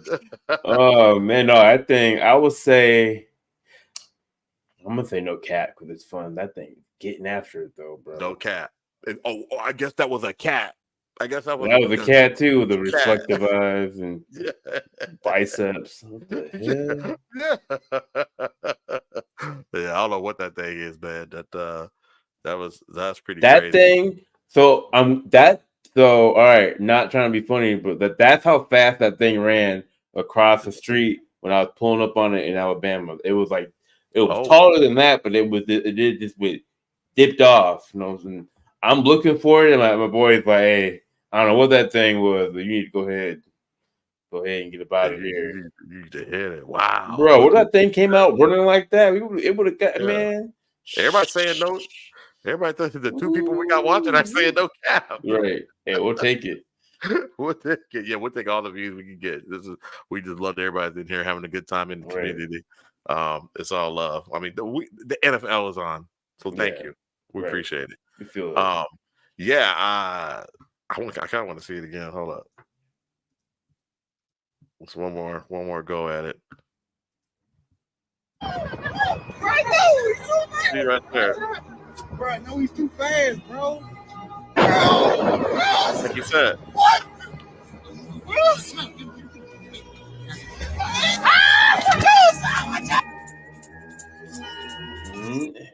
Nah, bro. Nah, dog. I'm not messing around with that either. I'm not playing around with that. Yeah. She was too fast. He's too fast. I mean, the He dude was said too it. fast. He said it. I was a black dude too. He's like, "Hey, he's too fast. Too fast, bro." Yeah, man. Yeah, I don't know. Shoot it. All right, so I think we're going back to shoot it. Let's see here. I think this is the same lady. Let's see.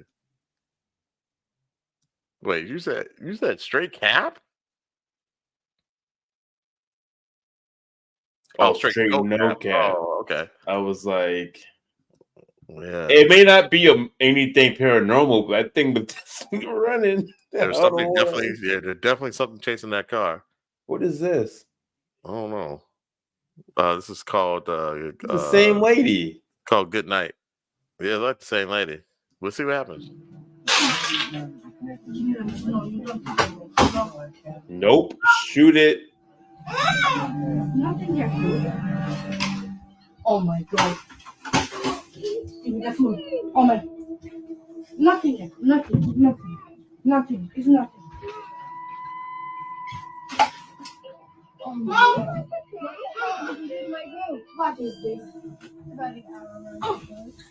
Oh my god.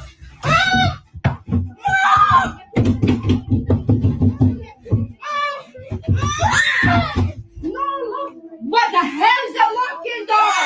No, it's not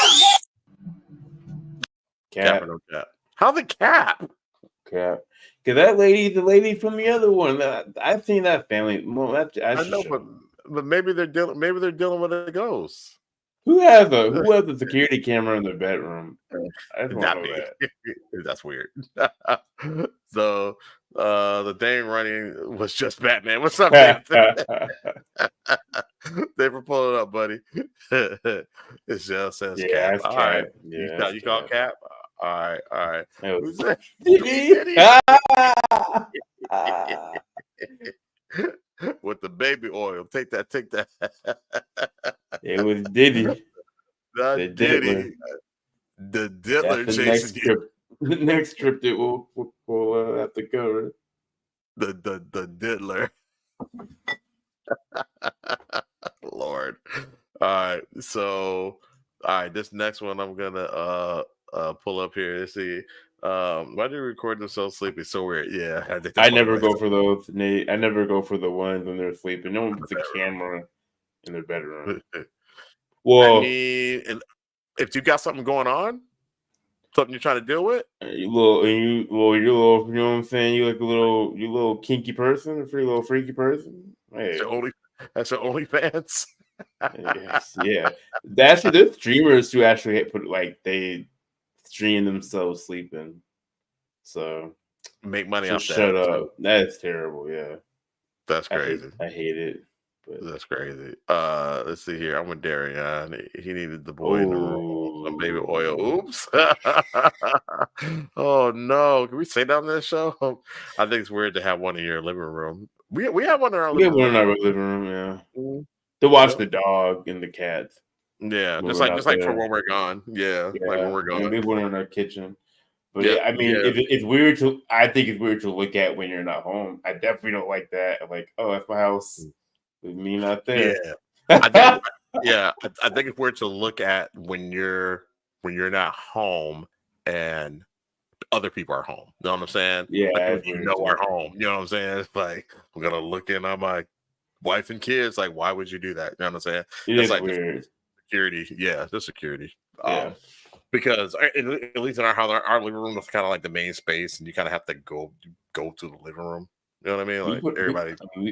We put a camera in our garage to make sure we close the garage at night. So like, we got a camera in the garage as well. Yep. Anything of value. I got one in the office. You know, things like that. I need one in my office. Yeah. Front of the garage. Yeah. So we got them in the crib, but not for nothing freaky. And then like if we have somebody like sleeping like in a room, like our office, we can like kind of make that a place where you can sleep or whatever. Like if we have a lot of guests, then I'll take the camera out. You know what I'm saying? Just unplug. You know, or in the man cave, I'll unplug it and take it out because that is weird. That is weird. We have a dog watcher. Yeah, need to know when they're coming to look at the babies. Yeah. Mm-hmm. Yep.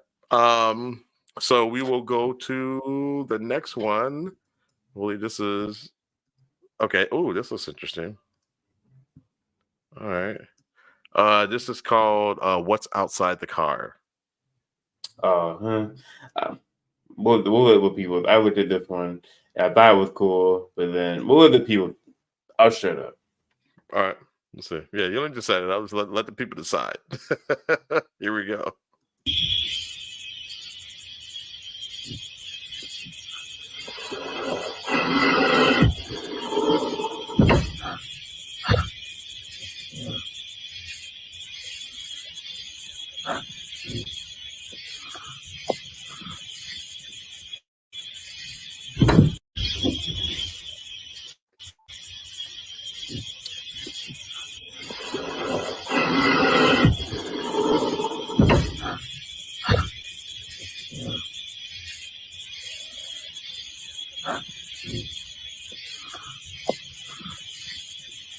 Cat. Yeah, that's like a stuffed animal. Too convenient. It don't blink. It don't blink at all. It ain't blinking. Hi, Like, buddy. it's, like, yeah, Yeah. okay. Yeah. Capricorn. Capricorn. Plus, it's just like, okay, so something like that's happening.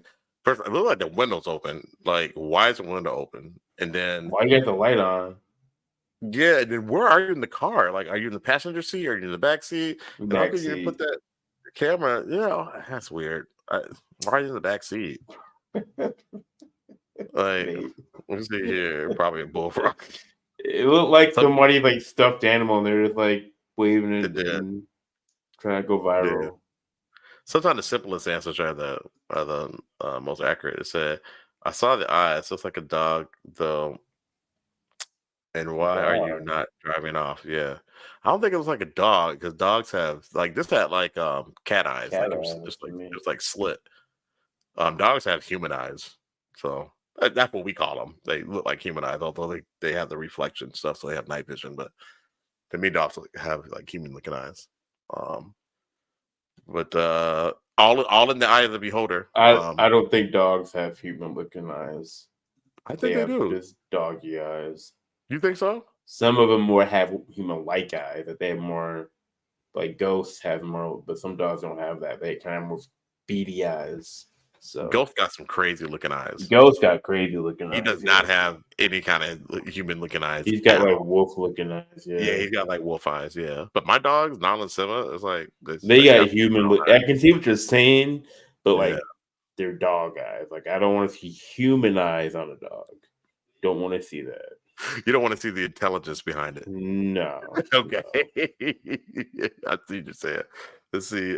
Nathan White said bullfrog makes some strange sounds and get too curious. They can also get big. They can get that big? Yeah, I don't want. Jeez, I don't want no smoke. They do have human eyes, but they do have that thing like cats when they fall asleep. Oh yeah, that little slit that goes over. Yep, they do. Yeah, I know what you're talking about. Yep, the little extra eye. You know what I'm saying? Nate knows what I'm saying. The Cookie Monster beady. Yep. Some dogs have like they're like, you know what I mean? Like they're real beady looking, but they're like they're still dog eyes, but they're not like Nala and Simba eyes. They're like how to explain? Or knowledgeable eyes. Yeah. Yeah, that probably scared the shit out of you, would No, if I had a dog with human eyes, I'm straight. You're like, that's not my dog. And that's that a skin. Not Yeah, a dog. That is a skinwalker. Yeah, I've seen that look before. All right, so I don't remember this. What is this? This is called the Devil's Toy Box. Oh, yeah. Okay. Okay. All right. Kobe's familiar with this. All right. Let's see. It's not really. Well, I guess. We'll see. We'll just watch it. Okay. There's a shack in Louisiana called the Devil's Toy Box, and whoever goes in there either loses their mind completely or disappears forever. Now, it is believed that mirrors are portals, which is why you should never have two mirrors facing each other in your home. And this Devil's Toy Box is a room full of mirrors. So it is believed that when you go in this Devil's Toy Box, because of all of these mirrors, if you stood inside this room for too long, the devil would come and steal your soul. According to this Louisiana legend, there was a haunted house called Farmer Grave's Haunted Orchard. Apparently, Farmer Grave wanted to make his attraction be over the top. So he decided to have an entire shack where the inside was nothing but mirrors. Almost immediately, it started having an effect on the visitors. They were losing their minds. Some were completely going missing. Some even unalived themselves not long after visiting this Devil's Toy Box. No one knows if it's actually a real thing or if it's just like an urban legend. Apparently, copycats of these things pop up in rural areas in Louisiana around Halloween. So apparently, there's a shack in Louisiana called the Yeah. I don't believe that's what about true. that? Yeah, because like you get the House of Mirrors and all that stuff. I mean, I don't know. What y'all think? I think it's cap. Like I was wondering if we could cap or no cap if it actually being a thing or not. You don't think it's a thing? Like I don't want to leave a story. I wonder if it's like a thing in like Louisiana though. Oh yeah, That's what I'm wondering. Yeah, that's probably a thing in Louisiana. I would that nice lady definitely has a toy box that would scare both of us. Woo! I'm picking up what you're putting down there, sir. That's the first thing I saw. I was like, oh, okay. I will like this. No, I'm joking. You see, I told you what I liked. I think it's no cap, or sorry, I think it's cap. Yeah. I just wonder if the location's real or not. So Oh, I would go like look at it. I wouldn't go inside, but I go like open the door. I'm like, oh, all right, it's here. well, yeah, I wouldn't go inside. Nah. Law forgive me. So the mini mirrors would freak out most people. Yeah, I mean, like a house of mirrors. That's the first thing that comes to mind for me. They do exist. There's a lot of house of mirrors out there, and nothing crazy happens. Now, she did say the thing with like his grave or something like that. His grave, a graveyard, or I don't know. his tomb. Maybe I read into that wrong. But anyways, yeah, I bet you it's a thing in Louisiana. Would I go in? Yeah. It'd be dope to have something like that out there. Like that's a cool attraction if you have. I don't know. Like I think things scary like are more scary out like in the rural area. You can make it work. Yeah. Get some money from that. Yeah, I go in. If somebody said that that's what it is, I go in and see what's up. They say you lose your mind, whatever. Okay, Okay. all right. Why would I lose my mind? Because something came through the mirror. You see something, I guess. I've seen a lot of things, and I'm still pretty sane. Right.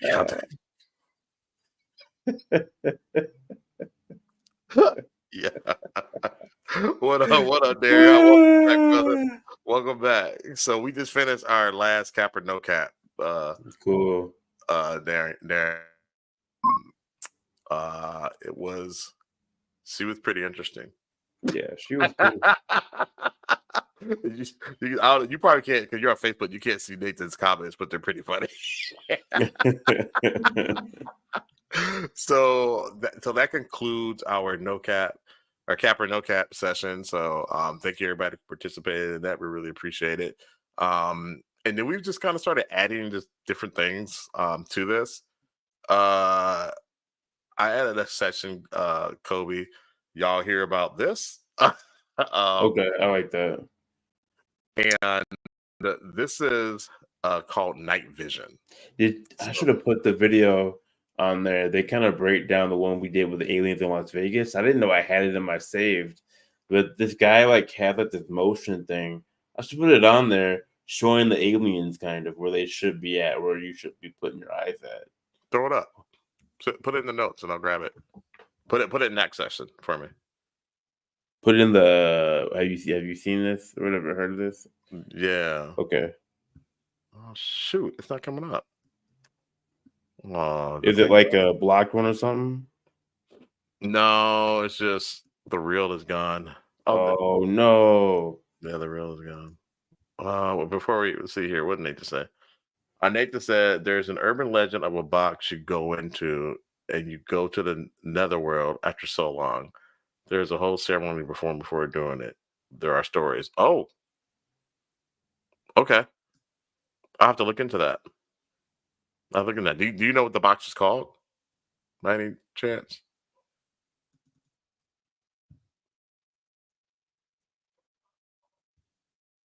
I'm trying to see if I can. Yeah, I think they took it down. Dang it. But yeah, go put that'll help then. If you give me yours. I'm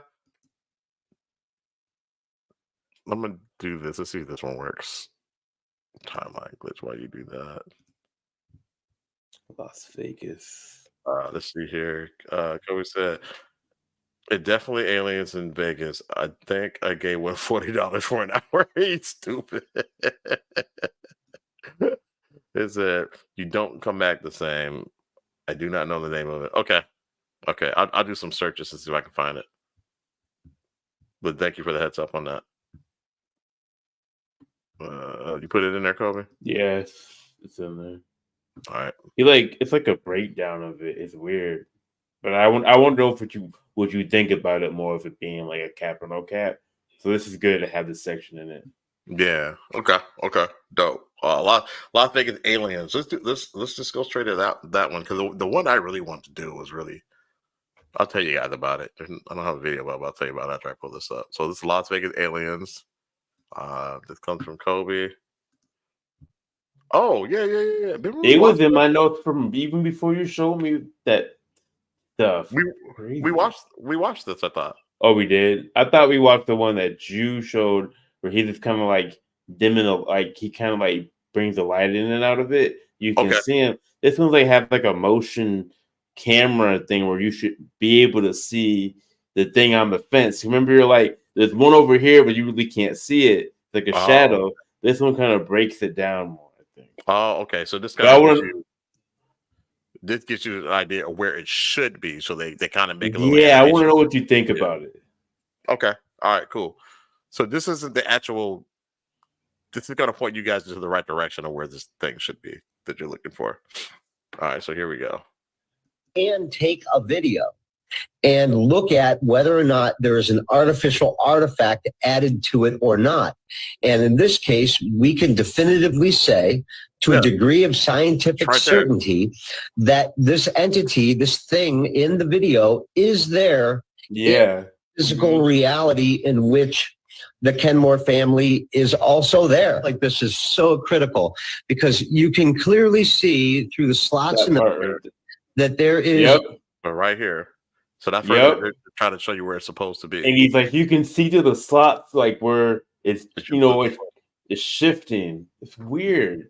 It's taking the light out. So it's basically blocking the light out. It's like if a person is moving through a slot, you can see their body in the little slits. Okay, I'm with you. A leg motion moving from the right to the left side of the screen. And clearly it is behind there. So this isn't just like a head floating in space. This is a head of that is somehow that does not have full opacity, that the opacity of the head of the shadow is only at about 33% opacity versus a normal shadow, which would be at 100% opacity, or an object in the screen, which is at 100%. And this isn't anything that you did. It's just what you were able to determine, that this shadow being, or this being in the shadows, possibly creating its own shadow or smoky filter or cloaking technique, is not only cloaking itself from the people there, but cloaking itself from the camera itself, in that it's minimizing our ability to identify pixels inside of that shadow. We can take a video and look at whether or not there is an artificial artifact added to it or not. And in this case, we can definitively say to a degree of scientific certainty that this entity, this thing in the video, is there in the physical reality in which the Kenmore family is also there. Like, this is so critical because you can clearly see through the slots in the fence that there is a leg motion moving from the right to the left side of the screen. And clearly it is behind there. So this isn't just like a head floating in space. This is a head of that is somehow that does not have full opacity. That the opacity of the head of the shadow is only at about 33% opacity versus a. What y'all think about this, by the way? That is crazy, bro. What y'all That- think about this? And it's weird because you pointed it out in our video, and then like I was like, I've seen this before, and then it popped back up in my saves, You and it had just kind of points them out more. And then if you watch in the beginning, there's also when they're pointing out that they like remember you're like you can see it, it's right there. Mhm. Yeah. It's cloaked too. It's standing right there, and there's three of them. There's three Yeah. or four of them over there. Yeah, That's like crazy, bro. Nathan White said, "God dang predators." I know one. When I see one, good thing those lads weren't armed. Bro, yeah. we should play the videos. Like you know, I was like I break into the military stories. If Mhm. we can play those military stories where they talk about the first one, the first story, and the one Nate was talking about these things, the giants in Iran or Iraq, wherever they're at, it's Yeah. in the notes. I have them like time stamped because Okay. like this is crazy, bro. Yeah. I mean, man, I'm telling you, man, this is a real rap raw. That's why we have this show. This is fun. This is fun. Definitely. Let me see. We haven't finished this video. It's still going, right? Or did it repeat? No, you've gone through it. Yeah, you've gone through it a couple times. I'm glad you did because I wanted to get like just to because it's crazy. They're seeing it, but it's hard to see in the video. Even the video where like the guy like if you watch the our video about aliens, the guy's lighting them up, and my brain's not able to make it make sense. Or this person like showed you what it should be. Now my brain's starting to make it make sense more. It's weird. Right. Yeah, because now you can see where it's at. I mean, yeah, it really showed you. It pointed it out to you, like it highlighted it in real time and all that good stuff. Like, hey, this is what it's like. This is where it's supposed to be. This is where it's supposed to focus on. And I can see it from the other video. I was able to see it, but it's harder for. And I wish they would show that one. They go back and show when it was kind of by that machine. I think that. I don't know if it was a caterpillar or whatever. Yeah, it's crazy. Like Nate said, the height is spot on. Yeah, so many things are really tall.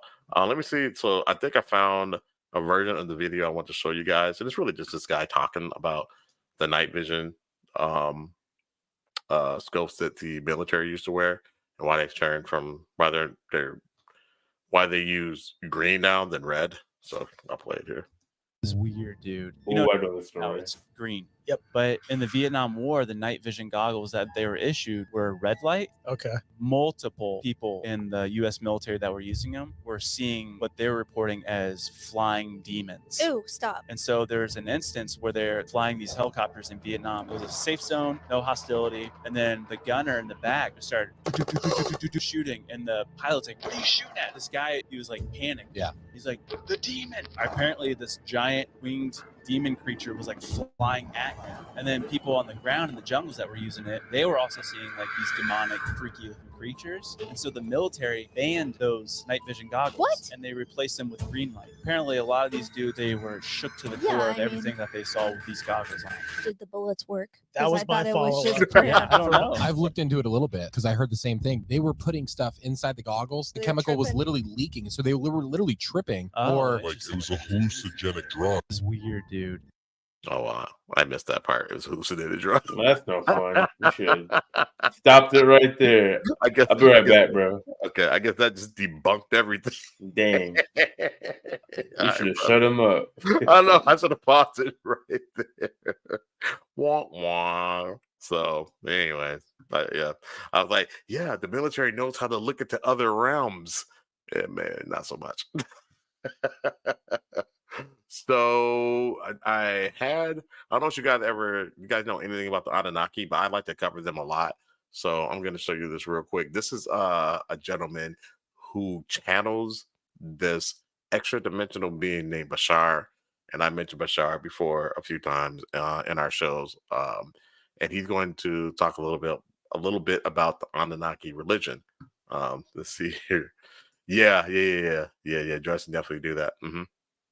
Yeah, definitely.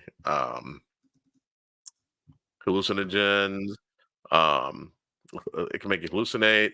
It can make you, I don't know. Some of the things can make you see into another realm. I don't know about that, but yeah. So I'll play this guy up in Shar real quick. He's gonna talk about the Anunnaki. Ooh, my favorite topic. Oh yeah, I love when Bashar talks about them. It's great. So here he goes. It's just a minute long, so check it out. I have a question regarding the Anunnaki. All right. Did religion, I mean, were they the root Yes. of religion? Yes. There. If it wasn't for the fact that you actually had these kinds of encounters with extraterrestrial beings in your history, it is very unlikely you would actually have expressed your spirituality as you do today in the form of religion.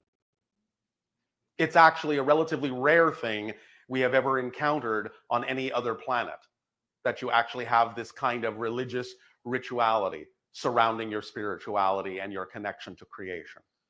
So it is primarily because of those interactions that it has been transformed down through the ages in a religious context, yes. But does their planet Nibiru, does it still exist? It does in a certain form, but not in the way that you think. And we will not get into that right now. Yeah, he goes pretty deep into that. He won't release this because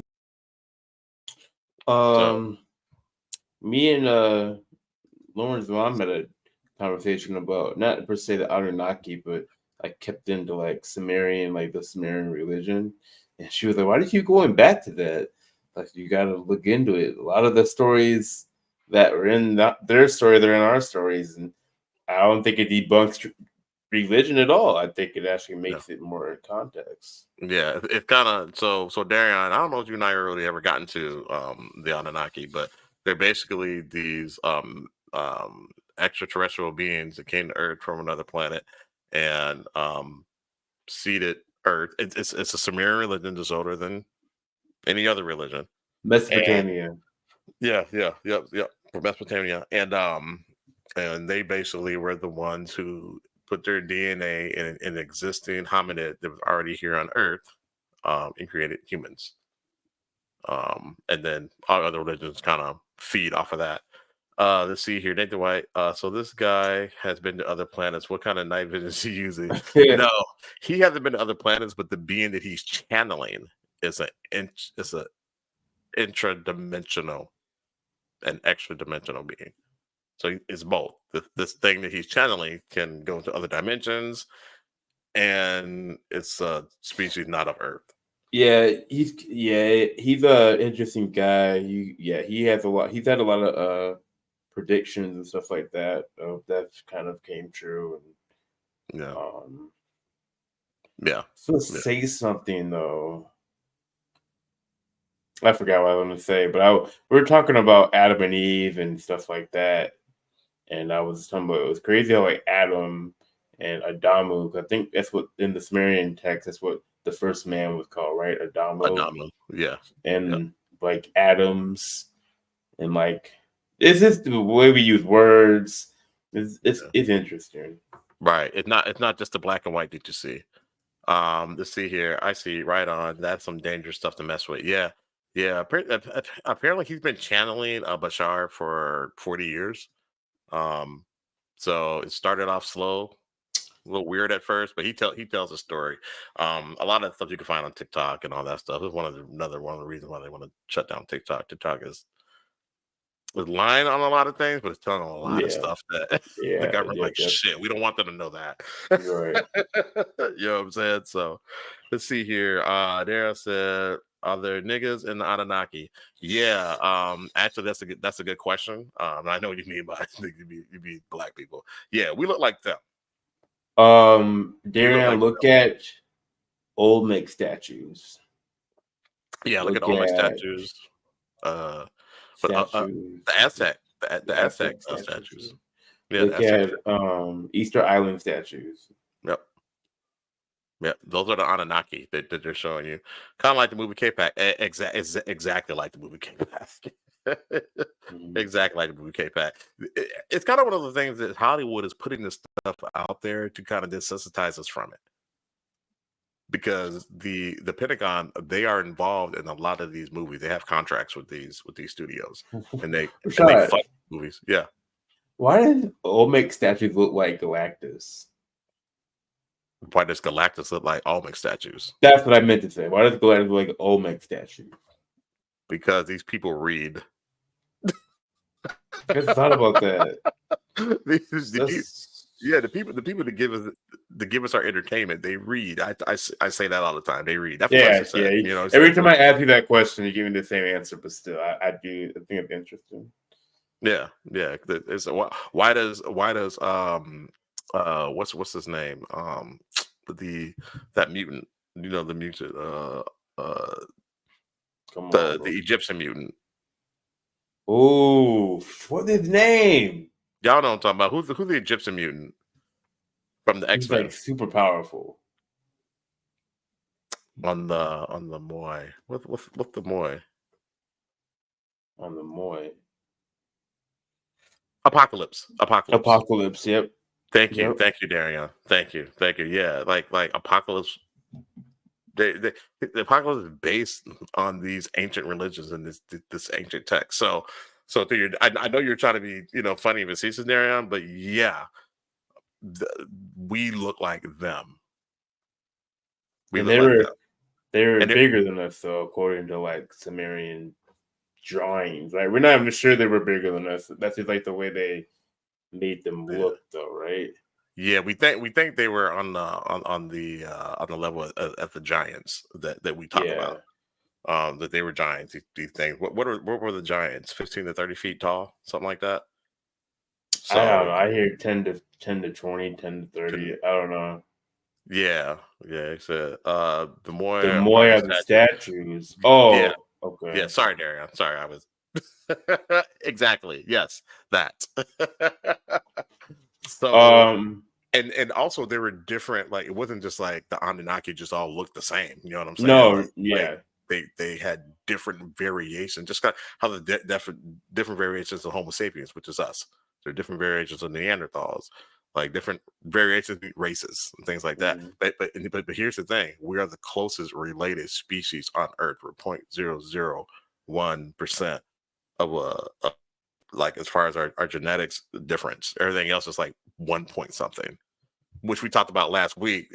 That means that we were on the brink of extinction a few times. Nathan, I like the I'm with Shuffle. I like that.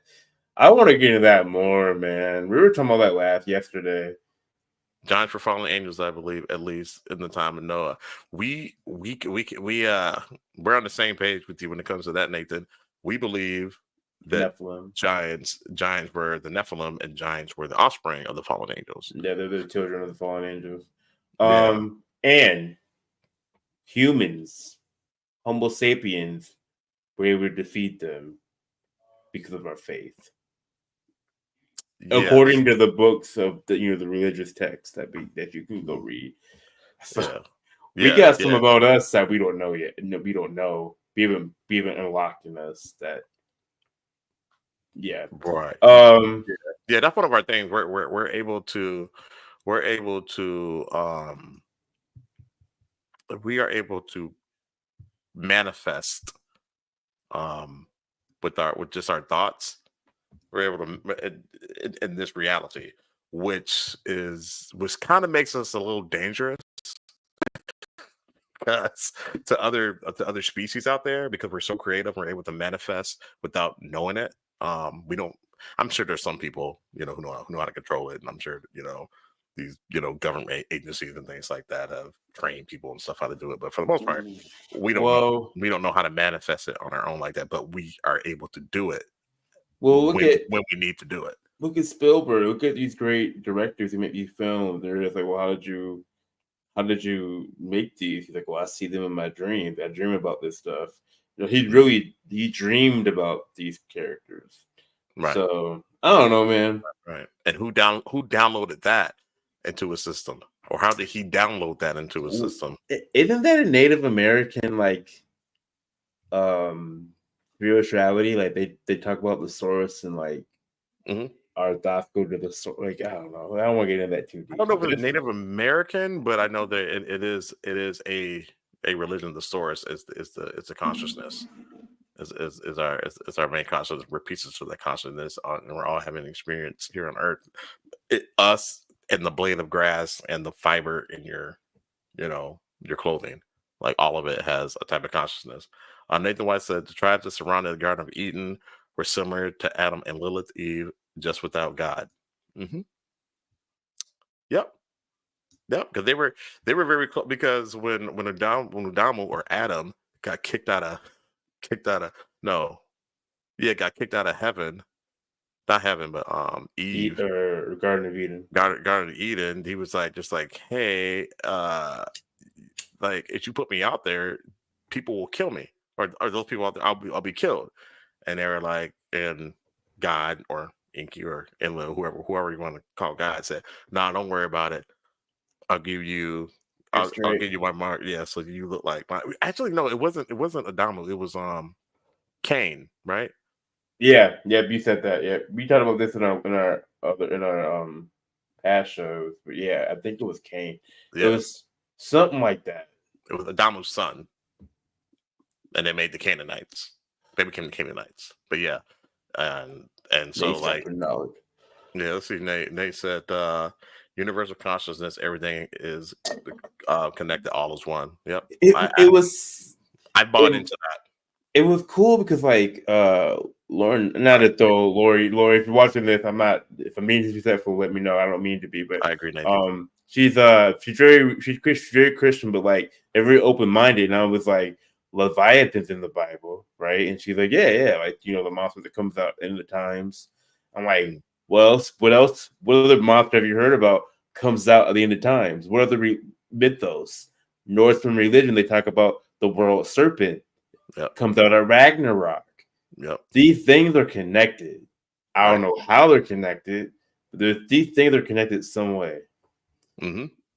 Exactly. And that's the missing piece is that I think a lot of people are just so dogmatic in their own religion. They just can't take the time to step out of it and be like, wait, but that says, and that says, and that, wait, it's all the same. So what type of being were these people dealing with and talking to? And Lori said something really dope. She said, I think God wants you to question stuff. And I'm like, absolutely. I agree with that. I think, why would God make you be like, you can't question nothing? Just be a mule. That don't make no sense. So I'm sorry. It makes no sense whatsoever. Yeah, you got to put it all together. But who has time? I agree. Who has time? But Daria, they have it set up so that we don't have time. Because if we did have time, they wouldn't be able to control us like they do. The door defeated the serpent, I believe. Yes, he did. According to what the story told you. Yeah. According the winners tell the story. But if you play God of War, I'm not saying God of War is real. I'm not, but like that's not what happened in that story. So I don't know, man. There's some stuff going on. Who defeated the serpent in God of War? The God of War is the homie in the God in the God. The world serpent is good in God of War. Right. The gods are, and that's something I'm not trying to say. Like there's something to that. The gods were evil in God of War. Gods have always been evil. We've always worshipped things that always haven't been good.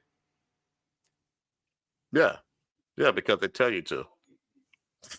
In order to get this, you have to worship me. See, isn't that crazy, bro? Man, Darion, it is like water. It cannot be fully understood by one individual. No, yeah, we don't have to come together and.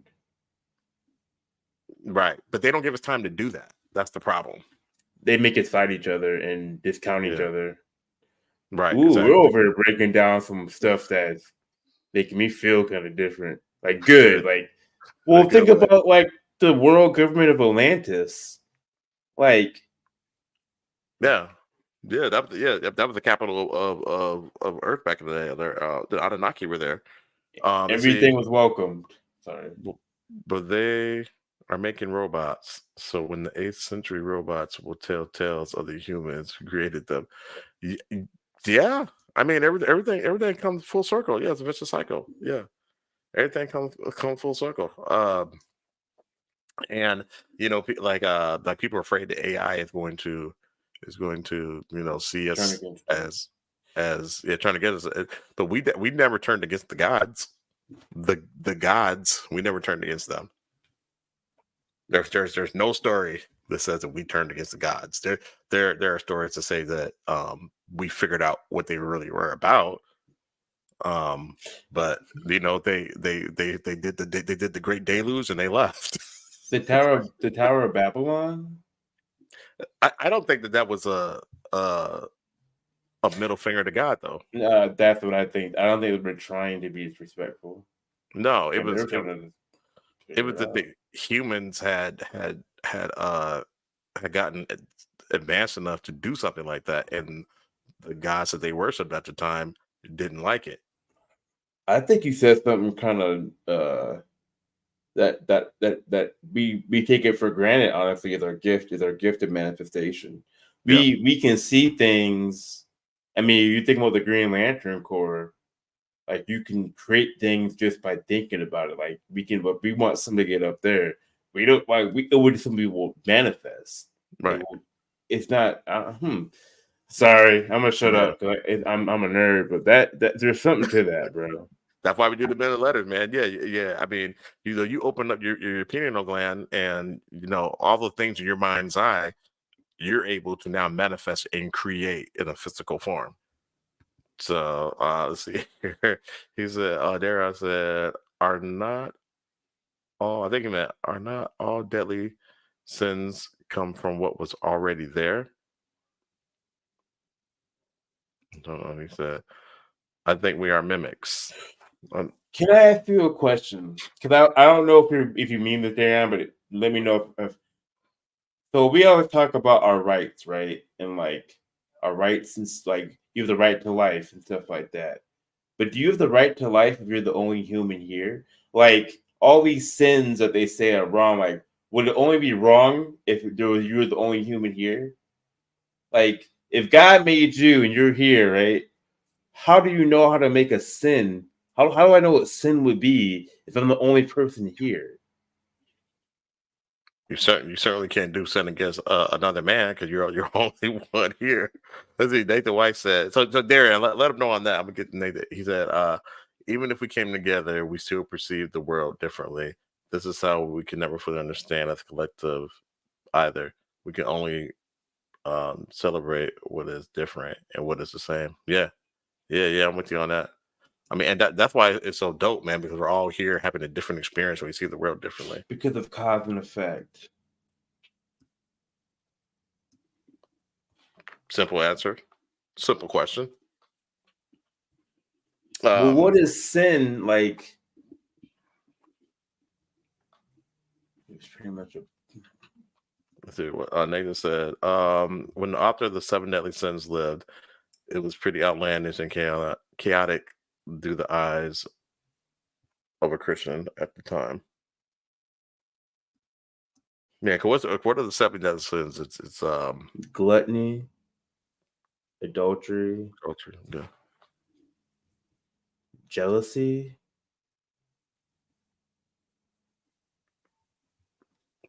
murder. I think some type of killing somebody is a deadly sin. But isn't I don't want to get into it too much. You mentioned sound effects. What are the 7 deadly sins? It's ready to combat the social norms. Okay. Yeah. Because at that time, this stuff was killing people or hurting people. So we measure ourselves based on cause. Pride, convictuous. Oh, I'm not saying that right. Lust, anger, gluttony, envy, and sloth. Okay. The problem is choices. Sloth, pride, gluttony, wrath, envy, lust. Yeah, I think that's just a smart person saying, hey, you probably shouldn't do these things. They'll cause I don't know, man. Because then, like they say, but also like there's also the sin of blasphemy, which I mean, you could almost make anything blasphemous at this point, like the way we live. Yeah, so especially when we're talking. Man. Right, like, we're talking. it would like what we're saying is blasphemous right now, according to whatever like religion you believe in, or like maybe we got people who like wear diamond crosses that could be considered blasphemous. So I don't know, man. Right, but it's not it's nice when you get the open-minded people just to be like, yeah, for sure. It's hard on the closed-minded, like there's a buddy of mine, and he says, hey, I found God, so I'm closed off to everything else. I'm like, okay, that's good, and it's he's a Christian. I'm like, that's great, but you do know there's other religions out there. You know what I'm saying? Like, I was talking about yesterday. I was like, I'm afraid to be so absolute. Like, there's this thing where, like you just kind of said it, like the path, the path to hell is paved with good intentions, and it's this thing like this guy's like, when you think you're ultimately the good person, you commit evil. When you think you're good and righteous, and you're the only one who like knows the right way to if I'm the one who knows the right way, you're going to commit evil. So it's like, if you're closed off to other ways of thinking, does that make you righteous? I don't know. We're not saying you should give up your faith, but I'm saying definitely like you should like you're saying you don't question it. It's kind of weird to me. I don't think God would make you of his image meant to do not to question anything. Right, exactly. Darren said, all the sins you and I didn't do was based on outcome and choice. Yeah, I don't really focus too much the on whole sins. angle of Christianity equals choice. But Christianity is interesting to me because there's like so many levels to it. Yeah, and it's a tough egg to crack. Like Christianity, like if you do bad, you're gonna go to hell and you're gonna burn in the lake of fire. You know what I'm saying? Unless you ask for forgiveness. Unless you ask for forgiveness and you believe that Jesus, or his name is Yahweh, is the one true God, and only through him can you get redemption because he died for your sins. That's great. All right, cool. But you also said that I am God. So which is it? And what about like science? Like we know science changes and so like Christianity is a pretty new religion, but then the Muslim religion came along and said this about Muhammad and hit like what. So it's like, well, what about them? Like, so they don't get to go to heaven because Jesus is in their story as well. It's just, man, I don't know, man. That's why, like, I think there's more to it. There has to be more to it that we don't know know about. Oh, absolutely. I do not believe that thou should do as thy wilt, but I think most of the text says don't be an asshole.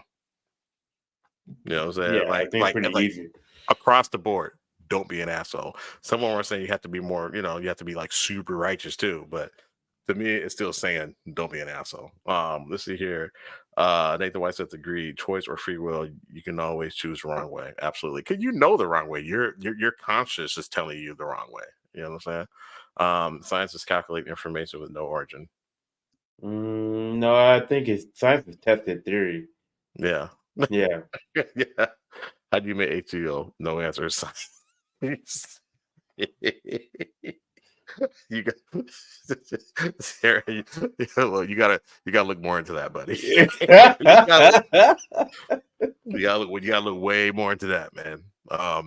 But I think it's pretty dope that that science and religion can, because a lot of people say, well, religion just proves no, science just proves everything the religion was saying this whole time. And it's like, okay. I understand what you're saying, but you think that all this stuff just started with this civilization. Right. There were other civilizations of Homo sapiens here before us. Well, what do you mean? We've been our percentage of DNA, it shows you that we've been on the brink of extinction countless of times. We've been wiped. The earth has been wiped out. It's wiped us out for the most part through a catalysm or whatever. Maybe there was a reckoning, and the people who made us came to get us. I don't know, but we got to start all over again. We've been here before. Well, I mean, you know that based off the structures on our planet, the structures that are older than our written timeline. It doesn't make it. Well, how is this here if we're only 6,000-7,000 years old? This is a 15,000 old structure. You know what I mean? It's like, well, what made that? That's that. So it's just we couldn't even read back then. Like we didn't know what math was. I see what you're saying. Nathan White, look at politicians, best intentions, bad choices. That's what I totally agree with that. I think a lot of people think they're making good choices, but they don't. I think a lot of people don't second guess themselves and test their logic. All right, this is good for me. It's what I think is good. Will that benefit them though? Let me test my logic on that. Let me test this theory. That's science. You got to test the theory before you just go out there and put it out there. Yep, exactly. Because before that, it's just a hypothesis. Yeah, you know what I mean. Like, I mean, you got to have your trials and all that stuff, and you have to prove the theory. It is what it is. Go ahead. I'm saying in science, something that you can repeat. So, like, if I did this and this made this chemical, I can give you the whole blueprint. You should do the same thing. That's science. So. Right. And look at this boy. I see you, boy. Okay. Talk to him now. Yeah. Talk to him. But we have to like how science is proving what religion was already saying before is only because we've been here before. And that text, it was put in the text, and the text gets made into religion and all that stuff. So, I mean, like we keep some of that stuff for tablets. You got the cave paintings, you got all this stuff, all this information has been left behind from these other civilizations of men. And we just have to relearn everything again. I mean, it is what it is. Look at the pyramids, like Kobe was talking about. And it's not just the ones that you see in Egypt. There are some, underwater. Guatemala. Some in Guatemala. They're everywhere. There's pyramids on the moon, like it or not,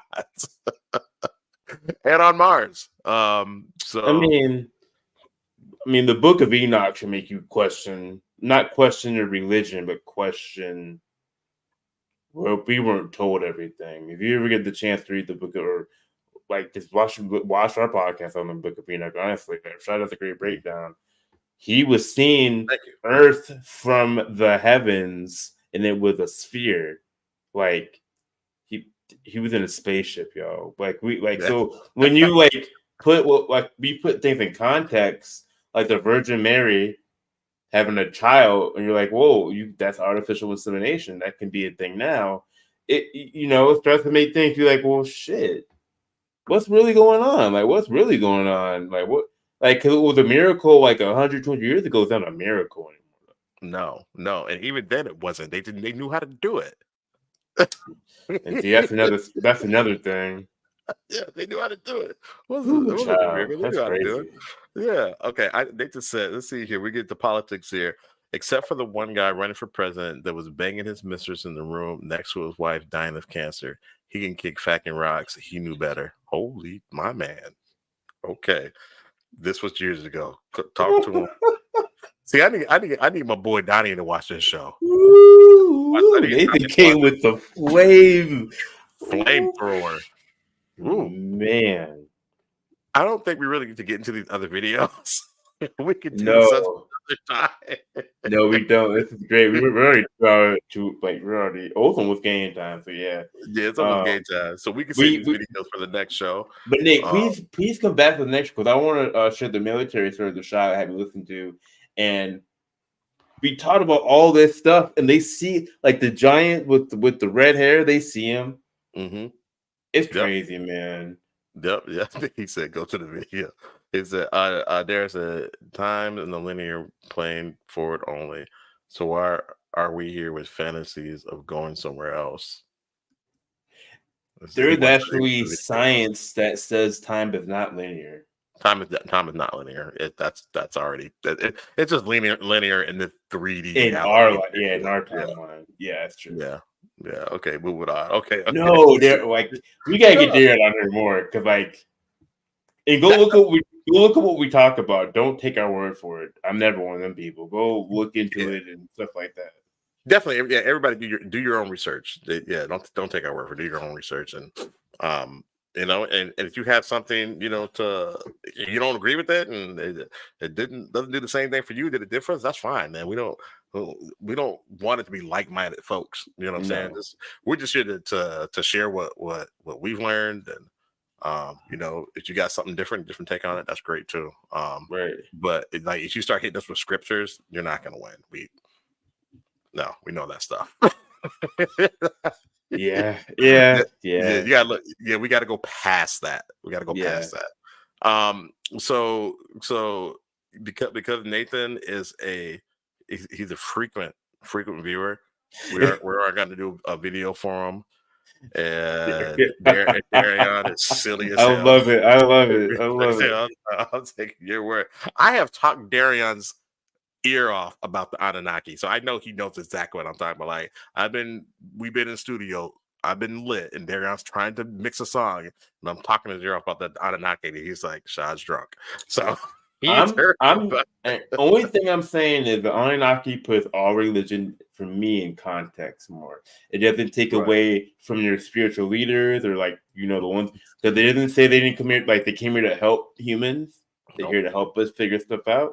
I feel it's more meat to it now. Would you understand the Anunnaki? Because the Anunnaki believed in a God. They believed in a higher power. Yep. So, yeah. And they also feared that their God would punish them for what they did to us here on Earth.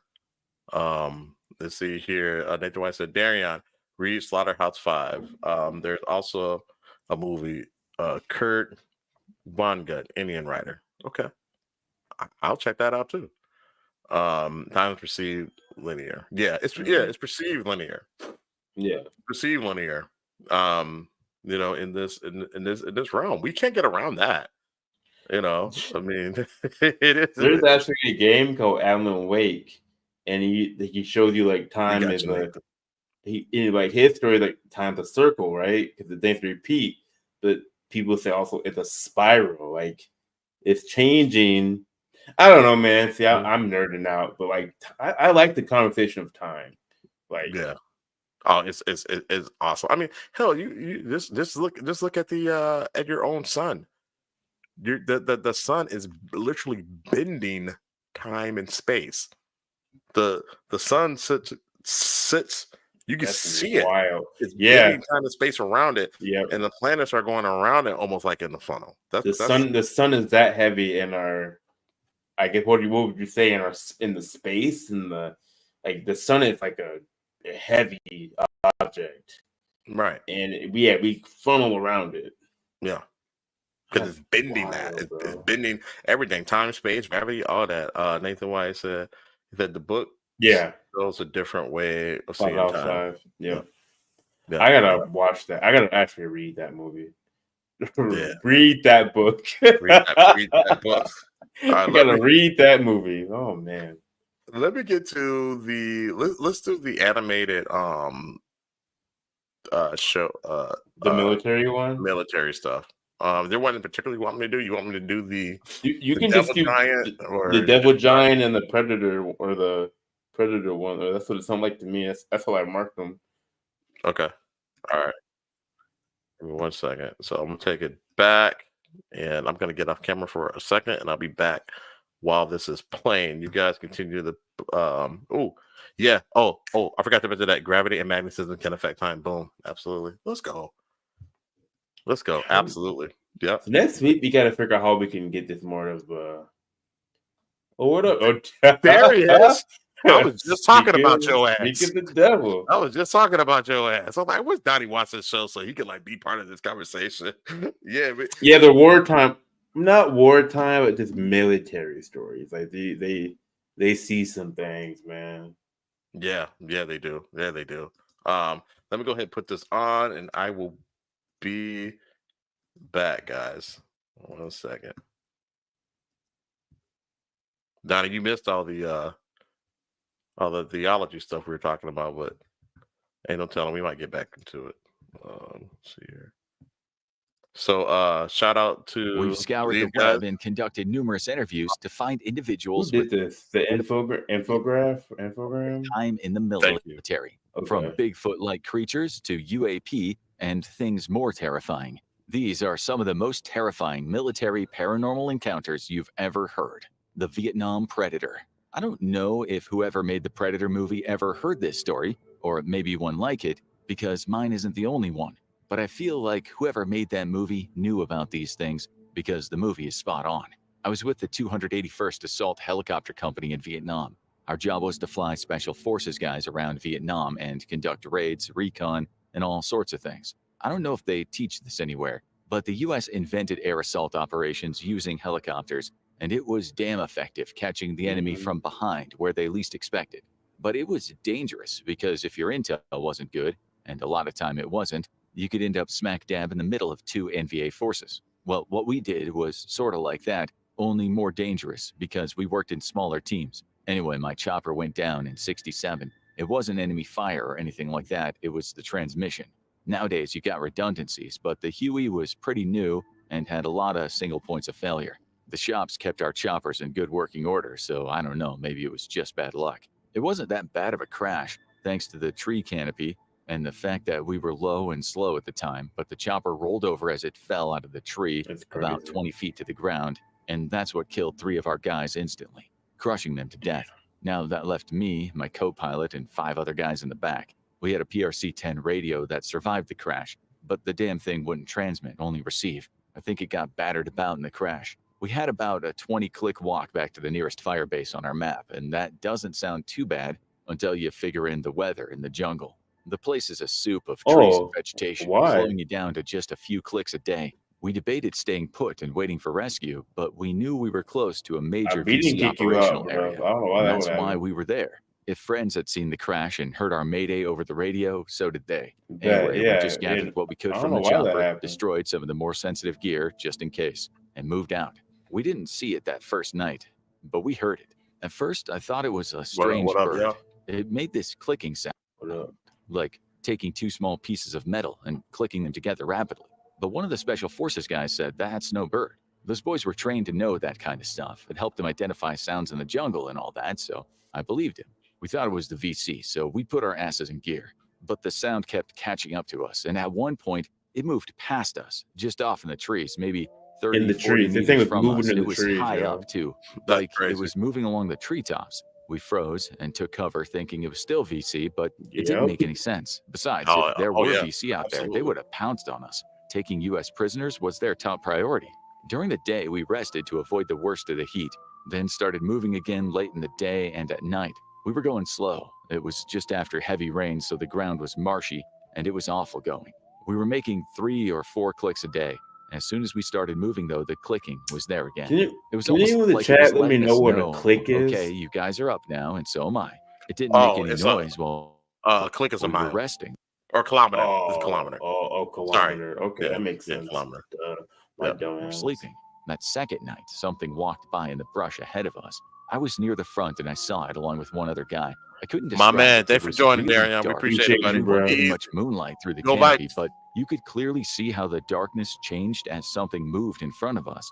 I hope that makes sense. It was like something big just walking across a gap in the trees ahead of us, and we knew it was there because even though we couldn't really see it, we heard the trees and vegetation as it moved through it.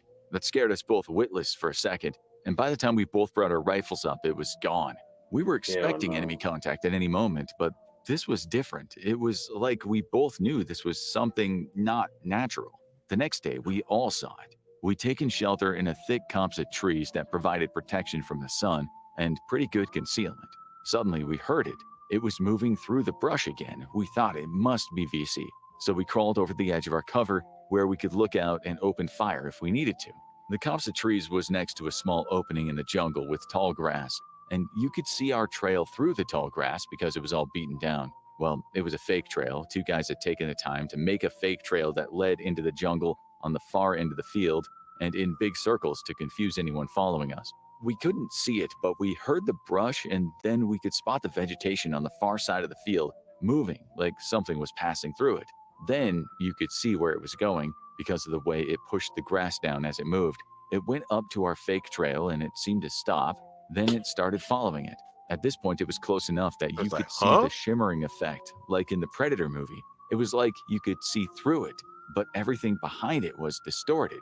That thing followed the fake trail back into the jungle and we could hear it moving in the distance. After that, we never saw or heard it again. I don't know if it really lost our trail or maybe it just got bored. I wish the story was more exciting, but it was plenty exciting to us because we lived it. When we got back, we swore we wouldn't tell anybody about what we saw out there because who would believe us? And none of us wanted to get put up for some kind of psychiatric review or anything. I can't tell you much about what it looked like, only that it was big. You could tell from the size of the visual distortion it created and all the grass and vegetation it pushed out of its way. I don't know if it was alien or anything like that. I just know what I saw. And I know that plenty of other people saw things like that too. The Dream. It was the mid-2000s. That's nuts, man. What y'all think about that? That is crazy. That is crazy, bro. Yeah. That is freaky, dude. Like, the thing was following you. It was cloaked. That's what, like, they said whoever did the Predator was spot on, because that's what the Predator sounds like. Basically.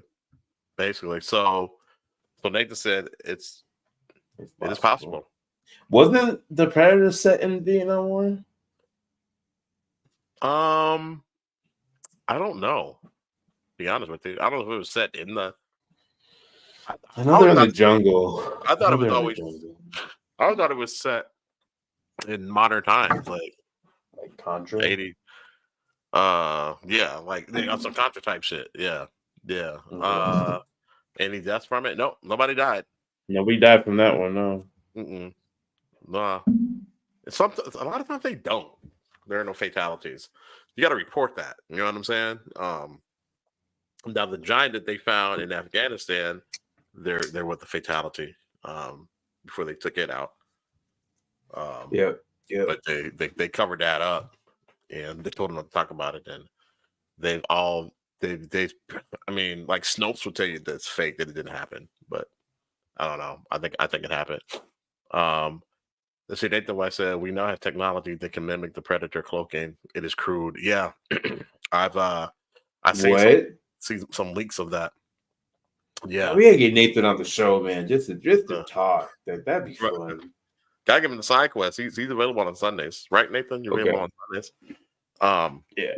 But yeah, I know they didn't China or Japan, they showed theirs. They got one too.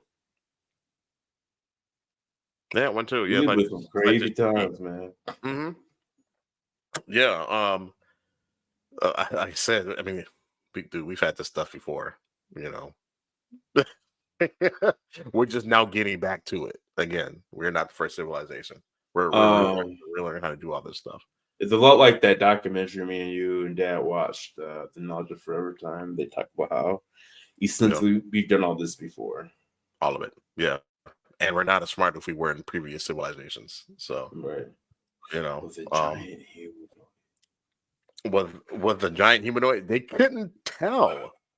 Not you mean in that last story, or like the giant that we're about to talk about now? Yeah, so the giant that they fought, and this is not the same giant that we're not the same story. Yeah, not the same story. And they do have an animated story of that. I gotta find it, and we'll do that next show. Okay. But the one that I just mentioned, it was humanoid. It was red hair. Yeah, red hair, 6 fingers, 6 toes, like on each hand.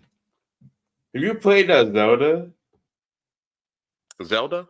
Yeah, you play like Zelda, like you have to fight like the red hair, both about like Gandalf or whatever. Do they look like that thing? Do they have red hair, bro? I don't remember that. I should throw a picture up. If I can find a picture, I'll show it to you. Yeah, send me a photo of it. I probably have the name wrong. Let's see. Nathan White said, "Yes, sir. I can do whatever." So I'm not that impressive. You don't got to shave or cut your hair, dude. You're good. Hey, I'm trying to have a long beard like you, man. You camera ready, brother.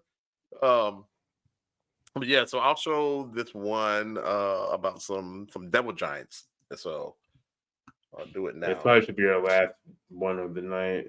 Yeah, this will be our last one, and then we're gonna get it pushing, guys. We gotta go watch our fights and Gannon. I'm tripping. hopefully they don't lose. So I remember Gannon. I don't remember what he looks like though. I remember the name. I just don't remember what he looks like. But here we go. For State Department personnel and intelligence guys as they went to visit tribal chiefs way up in the mountains. There were few roads, and it was a dangerous job. But early on in the war, it was important in order to secure alliances, or at least assurances, that the tribes wouldn't attack NATO interests. We paid the tribes large sums of money to either help us or at least not actively hurt us. These people lived very simple lives up there in the mountains. There are barely any that have electricity up there, and if they do, it's usually some old generator. I don't think anyone up there has ever seen a TV or a movie in their life, and that's important for what's coming next. I also know what we experienced was real because I heard it from the other guys who did these trips up into the mountains. The chief we talked to on this trip was pretty friendly to us, and it probably helped that we'd funneled something like $20,000 to him since the war began. An absolute fortune to these people. You're muted, bro. You're muted. Yeah, it looks something like that. The pictures you sent me. Like, okay. But more savage. It was in a cave. Donnie wants to know what was the conclusion on the Alexa spaceship. So remember the James Webb telescope on that spaceship, the conclusion. But it's still on its way, right? Yeah, it's still on its way. It changed course.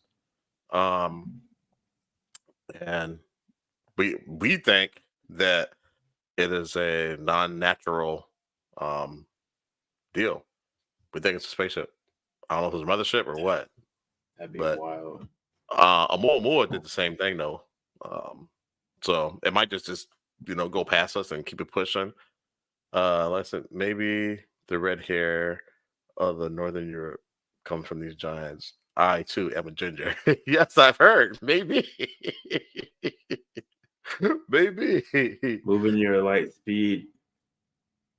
I can't remember now. Is it? Remember that? I remember that being mentioned, Donnie, but I don't remember if that we did that like 4 weeks ago. I don't remember it moving at light speed. But how far did that telescope see if it's moving at light speed coming towards us?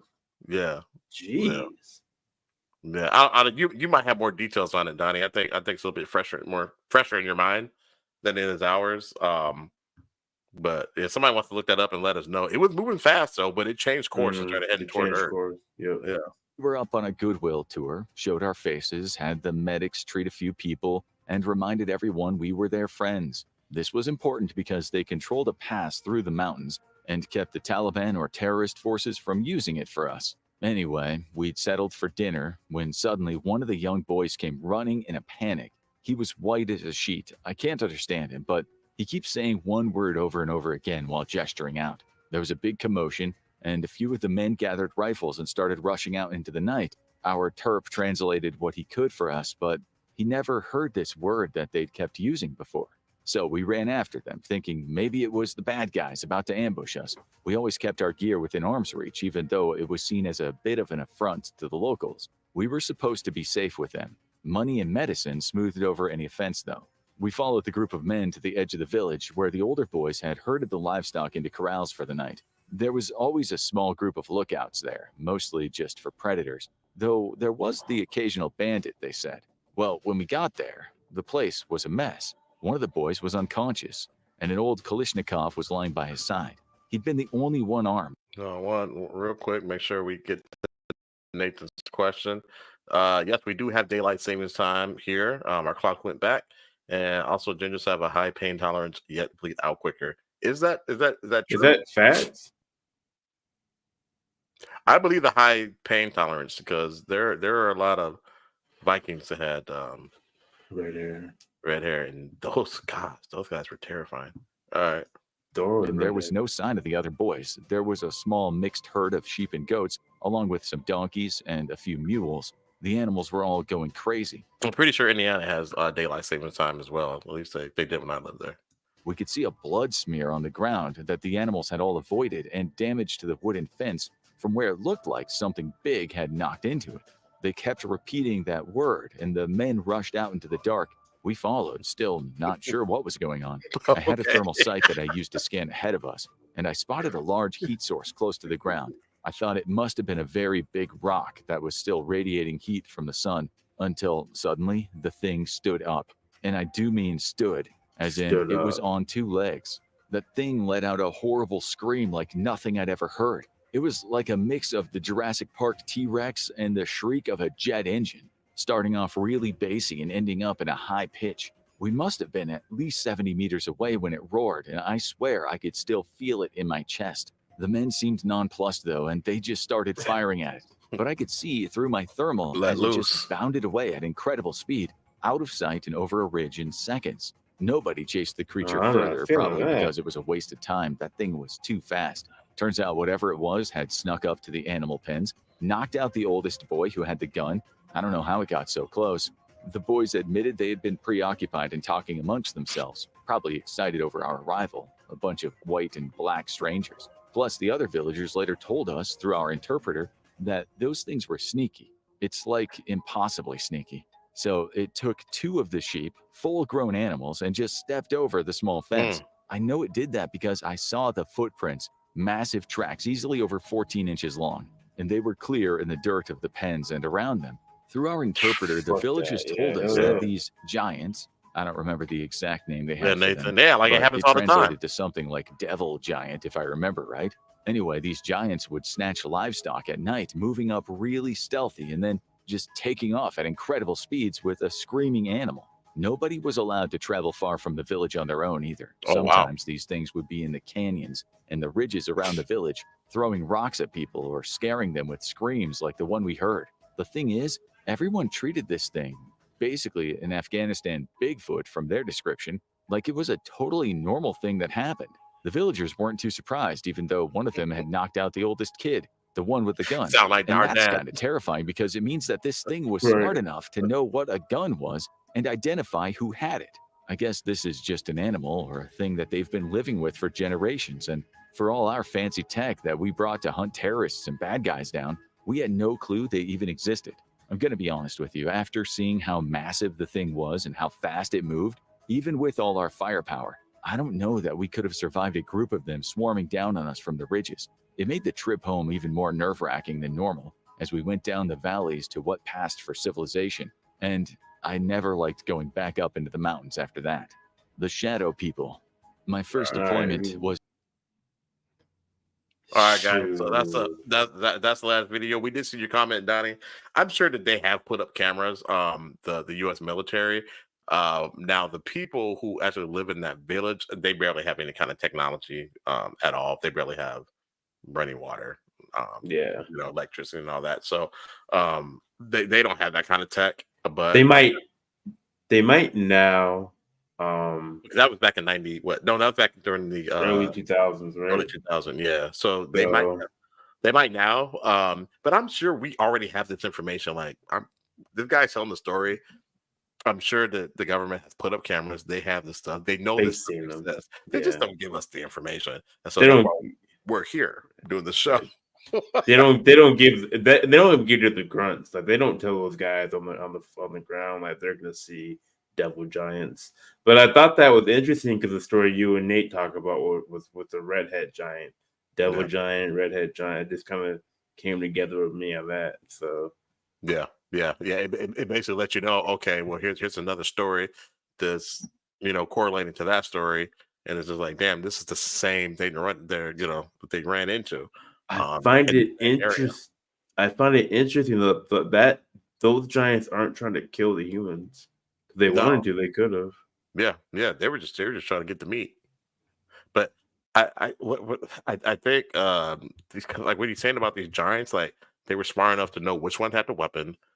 They're smart enough to sneak and get the food, whatever, because they know that the humans will kill them. They've all but wiped them out at this point. If we focused in on them, yeah, right. We focus in on them, yeah. And you come in there, you killing, all kind of soldiers and stuff like that. Like the giant that did kill the one soldier, they gunned him down. Yeah, they gunned him down. You're right. So it's kind of like Bigfoot, like Donnie said, but the camera, Bigfoot, they have a hard time catching Bigfoot on film. We're gonna go back to this story because they have a Bigfoot story that I thought was really dope. In here, I think I marked it in the notes. Let's see, which one was that? Yeah, that's a good one. That's a good one. Yeah, so we'll bring this up. The ones that I'll delete the ones that we already did, from the notes. Yeah, and then that way we won't repeat it. Like Nathan put a comment in here. They just said the Congo 6 foot wide spiders that supposedly took out a Belgian regiment over a century ago. It could be fake, but you never know. Just like this story. The what? 6 foot spider?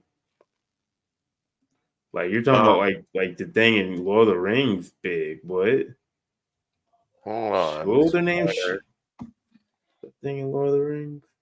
Oh, me and bro, we talked about it yesterday or last time we were doing a Battle for the Earth or whatever. A lot of hold on. Okay, I wrote that down in the notes about the 6 foot spider. I gotta look into that. Thank you for that, Nate. Only two survived to tell the story. Giant snakes, spiders, and whatnot have been reported all over the world. Yeah, Shelob, yeah. Shelob, Lord of the Rings. Yeah. Mm-hmm. Tolkien was onto something. He knew about hobbits, the versions of hobbits back in the day when the Neanderthals were running around. Different humanoids that were on the earth. Yeah, it's crazy. Yeah, different hominids. Yeah, so these things were considered human. They weren't Homo sapiens. They were considered human. So, Tolkien read books. He knew anthropology. So this is very cool stuff, guys. Thank you for joining. The thing almost went 3 hours because we got into the theology conversation that Donnie missed. Next time, Donnie, that was the one for you because we would have been fighting you tooth and nail throughout the whole day. Now we don't fight. It's a conversation of people in the community, and I don't want all of us to be like-minded. You know what I'm saying? Yeah, we all shouldn't agree. That's not a commune. Absolutely. Right. So, but guys, this went on really long. We got a game to catch. No, Harry Peter never existed. Harry Peter never existed. Oh, I know what he's talking about.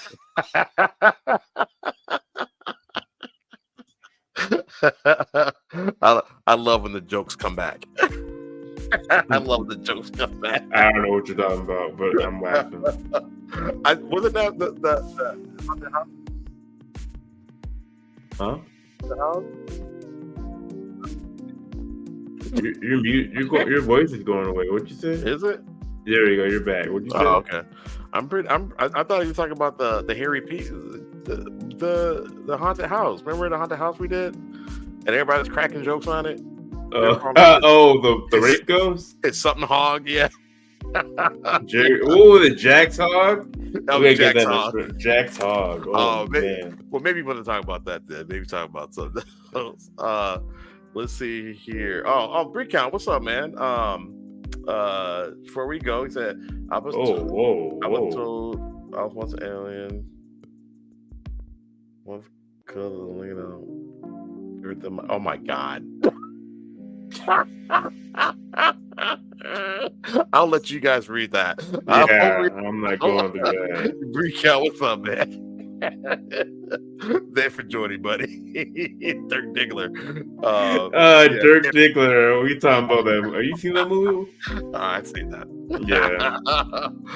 Y'all silly, man. Love you too, brother. Love you too, man. Y'all joined it late, man. Y'all joined. We want to jump off, man. Want to watch these fights. We were up for 3 hours. Game. Yeah. Where were you? Yeah, we're gonna watch the Vikings lose this game, man. Silly.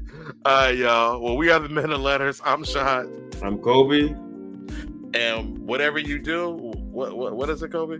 Don't whistle at night, y'all. And don't whisper in the woods. And don't whisper in the woods. Peace, y'all. Peace.